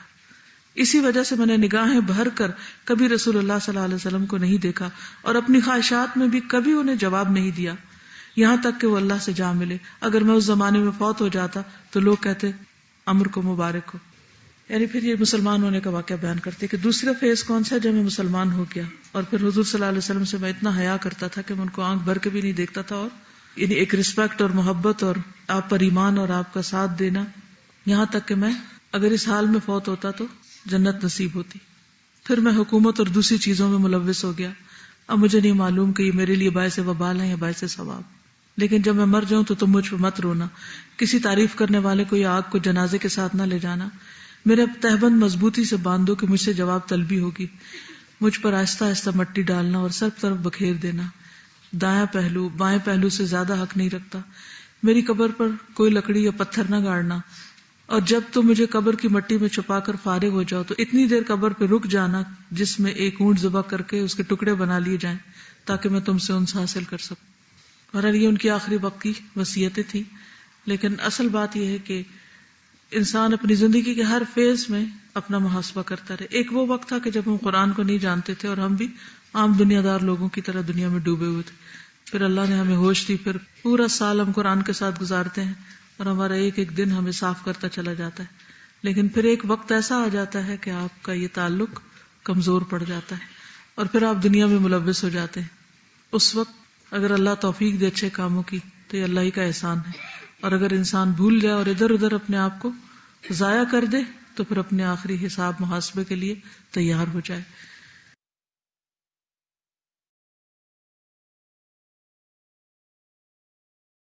الحمدللہ ہمارا لیسن کمپلیٹ ہوا ہے. بہت ہی خوبصورت اور ڈرانے والا بھی تھا لیسن. میں چاہوں گی کہ سب ایک ایک پوائنٹ انشاءاللہ تعالی شیئر کریں اور پھر ہم انشاءاللہ کلاس کو کنکلوڈ کرتے ہیں کہ آج کے لیسن میں سے آپ نے اپنے لیے کیا پوائنٹ لکھا، عمل کی بات یا کوئی پوائنٹ آپ کو جو بہت اچھا لگا. اگر مائک لینا چاہیں تو مائک لے لیں، بٹ آئی تھنک بیٹر ہے کہ آپ لوگ چیٹ میں لکھتے جائیں، میں ساتھ ساتھ انشاءاللہ تعالی پڑھتی جاتی ہوں. ایک چیز جس کو استاذہ نے ہائی لائٹ کرنے کے لیے کہا تھا وہ کیا تھی، کون بتائے گا؟ وصیت سے ریلیٹڈ، کہ وصیت کو لکھتے وقت کس چیز کا ہمیں خیال رکھنا ہے کہ وصیت کیسی صرف نہ آپ ہو. کا ذاتی مفاد یا غرض جو ہے وہ نہ اس میں ہو، اس بات کا خیال رکھیں. بالکل بالکل. بعض اوقات ہم صرف اپنے بارے میں سوچ رہے ہوتے ہیں کہ ہمیں پورا کیا جائے، لیکن ہم یہ نہیں سوچتے کہ ہماری جو بات ہے اس کی وجہ سے دوسرا کتنی مشکل میں آ جاتا ہے نا. جیسے فار ایگزامپل اکثر یہ ہوتا ہے نا کہ روزے قضا رہ جاتے ہیں تو بعد میں اپنے بچوں کو کہنا کہ جی اب تو میرے لیے روزے رکھنا، تو وہ تو اپنے لیے بڑی مشکل سے رکھتے ہیں، تو کہاں وہ ہمارے لیے پابند ہونا. تو اپنی کام جو ہے وہ خود ہی پورے کر کے جائیں، کسی کے اوپر ڈیپینڈنٹ نہ کریں. اسپیشلی آج کل کا دور اتنا نفسا نفسی اور خود غرضی کا ہے کہ لوگوں کو ہر ایک کو یہ، چاہے اولاد ہو یا کوئی بھی، ہر کوئی کہتا ہے ہمیں پورا کیا جائے، ہمیں کرنا نہ پڑے کسی کو نا. تو سب کو حقوق یاد ہیں لیکن فرائض کسی کو یاد نہیں ہے، سبحان اللہ. تو ایسا کوئی کام نہ کیا جائے جو صرف اپنی ذات کے بارے میں ہو اور اس کی وجہ سے دوسرا جو ہے وہ مشکل میں پڑ جائے. بالکل. اس کے علاوہ کوئی اور مجھ سے بات شیئر کریں انشاءاللہ تعالی. میں نے جو ایک پوائنٹ لکھے وہ ہر نماز میں موت کو یاد کرنا چاہیے کہ ایسے پڑھیں جیسے یہ آپ کی آخری نماز ہو، بالکل اچھے انداز میں پڑھیں. بالکل ایسے ہو جیسے ہماری آخری نماز ہے، اور آپ دیکھیں اس سے نماز میں بھی بہتری آئے گی اور ہمارے باقی کے اعمال میں بھی بہتری آئے گی نا. بالکل. سسٹر نازیہ نے بھی بڑا اچھا پوائنٹ لکھا ہے کہ جو بھی کرنا ہے آج ہی کرنا ہے، don't be too sure of tomorrow. بالکل. ہم کتنی ساری چیزیں کل پہ چھوڑتے جاتے ہیں اور وہی سستی کی وجہ سے نا کہ اچھا کر لیں گے کل کر لیں گے پرسوں کر لیں گے، اور وہ جو ہے ٹائم نکلتا جاتا ہے اور کام ہمارے وہیں پہ رہ جاتے ہیں. سسٹر سمیرہ لکھتی ہیں اسپینڈ آور ٹائم وائزلی. بالکل. وصیت کرنا ہے قرآن و سنت کو نظر میں رکھ کر. بالکل. ایسی وصیت نہیں کرنی جو غیر شرعی ہو، اور ایسی وصیت پہ عمل کرنا بھی ضروری نہیں ہے، بلکہ ایسی وصیت اگر کوئی کر جائے تو پھر ہمیں کیا کرنا چاہیے جو غیر شرعی ہو، جس میں کسی کے حقوق پامال ہوتے ہوں، تو پھر کیا کرنا چاہیے ایسی سچویشن میں؟ کسی بڑے کو شامل کر لیں اور پھر اس وصیت پہ عمل نہ کیا جائے. رائٹ. ہم نے یہ پڑھا تھا نا پچھلے دنوں میں کہ ایسی وصیت کو ماننا بلکہ اس کو صحیح کرنا بلکہ بہت ضروری ہے. ٹھیک ہے. اس کے علاوہ موت کے بارے میں اچھا گمان اللہ تعالیٰ سے ملاقات کا ذریعہ. بالکل. اچھا گمان رکھنا ہے لیکن اس طرح سے کہ عمل جاری رکھے. ایسا نہیں ہے کہ اتنا گمان ہائے کر لیں کہ عمل چھوڑ دیں کہ اللہ تو، کیونکہ اکثریت ہماری ایسی ہوتی ہے کہ ہم سمجھتے ہیں اللہ تعالیٰ اتنے غفور الرحیم ہے، اللہ تعالیٰ نے تو معاف کر ہی دینا ہے، تو لہٰذا اب چلو کوئی بات نہیں، کچھ نہیں ہوتا، اللہ معاف کرنے والا ہے. اکثر ایسی اسٹیٹمنٹ آتی ہے نا، غلط کام کر رہے ہوتے ہیں، گناہ کے کام کر رہے ہوتے ہیں، کہتے ہیں کوئی بات نہیں، اللہ بڑا غفور الرحیم ہے، اللہ تعالیٰ معاف کریں گے. تو بس بیلنس رکھنا بہت ضروری ہے. Anything we do think about آخرت. بالکل. آخرت کو سامنے رکھتے ہوئے کام کرنا ہے، چاہے دنیا کا ہو چاہے آخرت کا. الحمدللہ. اللہ تعالیٰ ہم سب سے قبول کرے اور اللہ سبحانہ تعالیٰ ہم سب کا خاتمہ بالخیر کرے. اور جس طرح وہ جو ابھی واقعہ سنا رہی تھی خاتون، اللہ تعالیٰ ہمیں بھی ایسا بنائے بعمل کہ ہمارا جو مفدہ ہے یا جو ہماری موت کے بعد بھی جو ہے نا وہ ہماری ذات جو ہے وہ کسی کی ہدایت کا ذریعہ بن جائے. اتنے ہم بعمل ہوں اور اللہ تعالیٰ کے ہاں اتنے مقبول ہوں کہ ہمیں منہ سے کچھ نہ کہنا پڑے بلکہ ہمارا عمل بولے. آمین. سسٹر ناز آپ کا ہاتھ ریز ہے، آپ پلیز مائک لیجیے، انشاءاللہ پھر ہم کلاس کو کنکلوڈ کرتے ہیں. بالکل یہ جو آپ بات کری نا، جو انہوں نے اس واقعہ سنایا تھا ابھی ریسنٹ، ہمارے ہاں ایک ہمارے ریلیٹیو کی ڈیتھ ہوئی ہے، اور جیسے فاطمہ، وہ اللہ تعالیٰ ان کو بہترین جنت الفردوس الاعلیٰ میں ان کو جگہ دیں. وہ اپنی جیسے ہوتا نا پیک لائف میں بہت زیادہ، مطلب اگر اس وقت ان کو بڑا سیویئر ہارٹ اٹیک ہوا تھا اینڈ ہی سروائیوڈ، اور لیکن اب جب ان کا انتقال ہوا ہے تو وہ اتنا سمجھے ایک اتنا 360 ڈگری پہ وہ چینج ہوئے کہ ماشاءاللہ سے اب جب ان کی ڈیتھ ہوئی ہے تو لوگ صرف ان کے لیے بہترین بات کر رہے تھے. اور ان کی وائف سے میری بات ہو رہی تھی تو وہ بھی یہ کہنے کی میں یہ سوچتی ہوں کہ اگر اس وقت ان کو کچھ ہو جاتا تو لوگ ان کے لیے بالکل اپوزٹ ورڈز یوز کر رہے ہوتے. اور سبحان اللہ، اب اللہ تعالیٰ نے جب ان کو اپنے پاس بلایا تو الحمدللہ وہ ماشاءاللہ سے مطلب کوئی نماز ان کی نہیں چھوٹتی تھی جماعت سے، مطلب ہر طرح سے کوشش ان کی یہ تھی کہ وہ دینی طور پہ بھی اور دنیاوی طور پہ بھی جتنی لوگوں کی جانے سے ایک دن پہلے تک انہوں نے جو ہے وہ لوگوں کی جس کی ہیلپ کر سکتے تھے کر کے گئے. تو ابھی یہ واقعہ سن کے مجھے وہی ہو رہا تھا، اللہ تعالیٰ سے واقعی میں دعا بھی نکلی کہ اللہ ہمیں بہترین ایمان کی حالت میں اٹھانا، کہ واقعی آپ کے پاس اتنے سارے، اور جو وہ حضرت ان کا آپ قصہ انہوں نے سنایا تھا کہ وہ پہلے کافر بھی تھے اور پھر مطلب ان کو موت کسی بھی وقت آ سکتی تھی، لیکن سبحان اللہ تعالیٰ نے ان کو اس وقت دیا جب وہ مسلمان ہو گئے. تو اٹس ریئلی اسکیری کہ اللہ تعالیٰ ہمیں ہر وقت جو ہے قرآن سے بھی جوڑ کے رکھے، ہماری دن بھر کی اس مصروفیات میں قرآن کو مستقل اور اذکار کو شامل رکھیں. ہم سب کو بعمل بنائے اور اللہ تعالیٰ ہمیں ایسے مواقع فراہم کرتے رہیں کہ ہم اللہ تعالیٰ کے قریب ہوتے رہیں. آمین. جزاکم اللہ خیرا کثیرا. انشاءاللہ اب آپ لوگوں سے نیکسٹ کلاس میں ملاقات ہوگی. اپنا بہت خیال رکھیں. بارک اللہ فیکم. ربنا تقبل منا انک انت السمیع العلیم وتب علینا انک انت التواب الرحیم. سبحانک اللہم وبحمدک اشہد ان لا الہ الا انت استغفرک واتوب الیک. السلام علیکم ورحمۃ اللہ وبرکاتہ.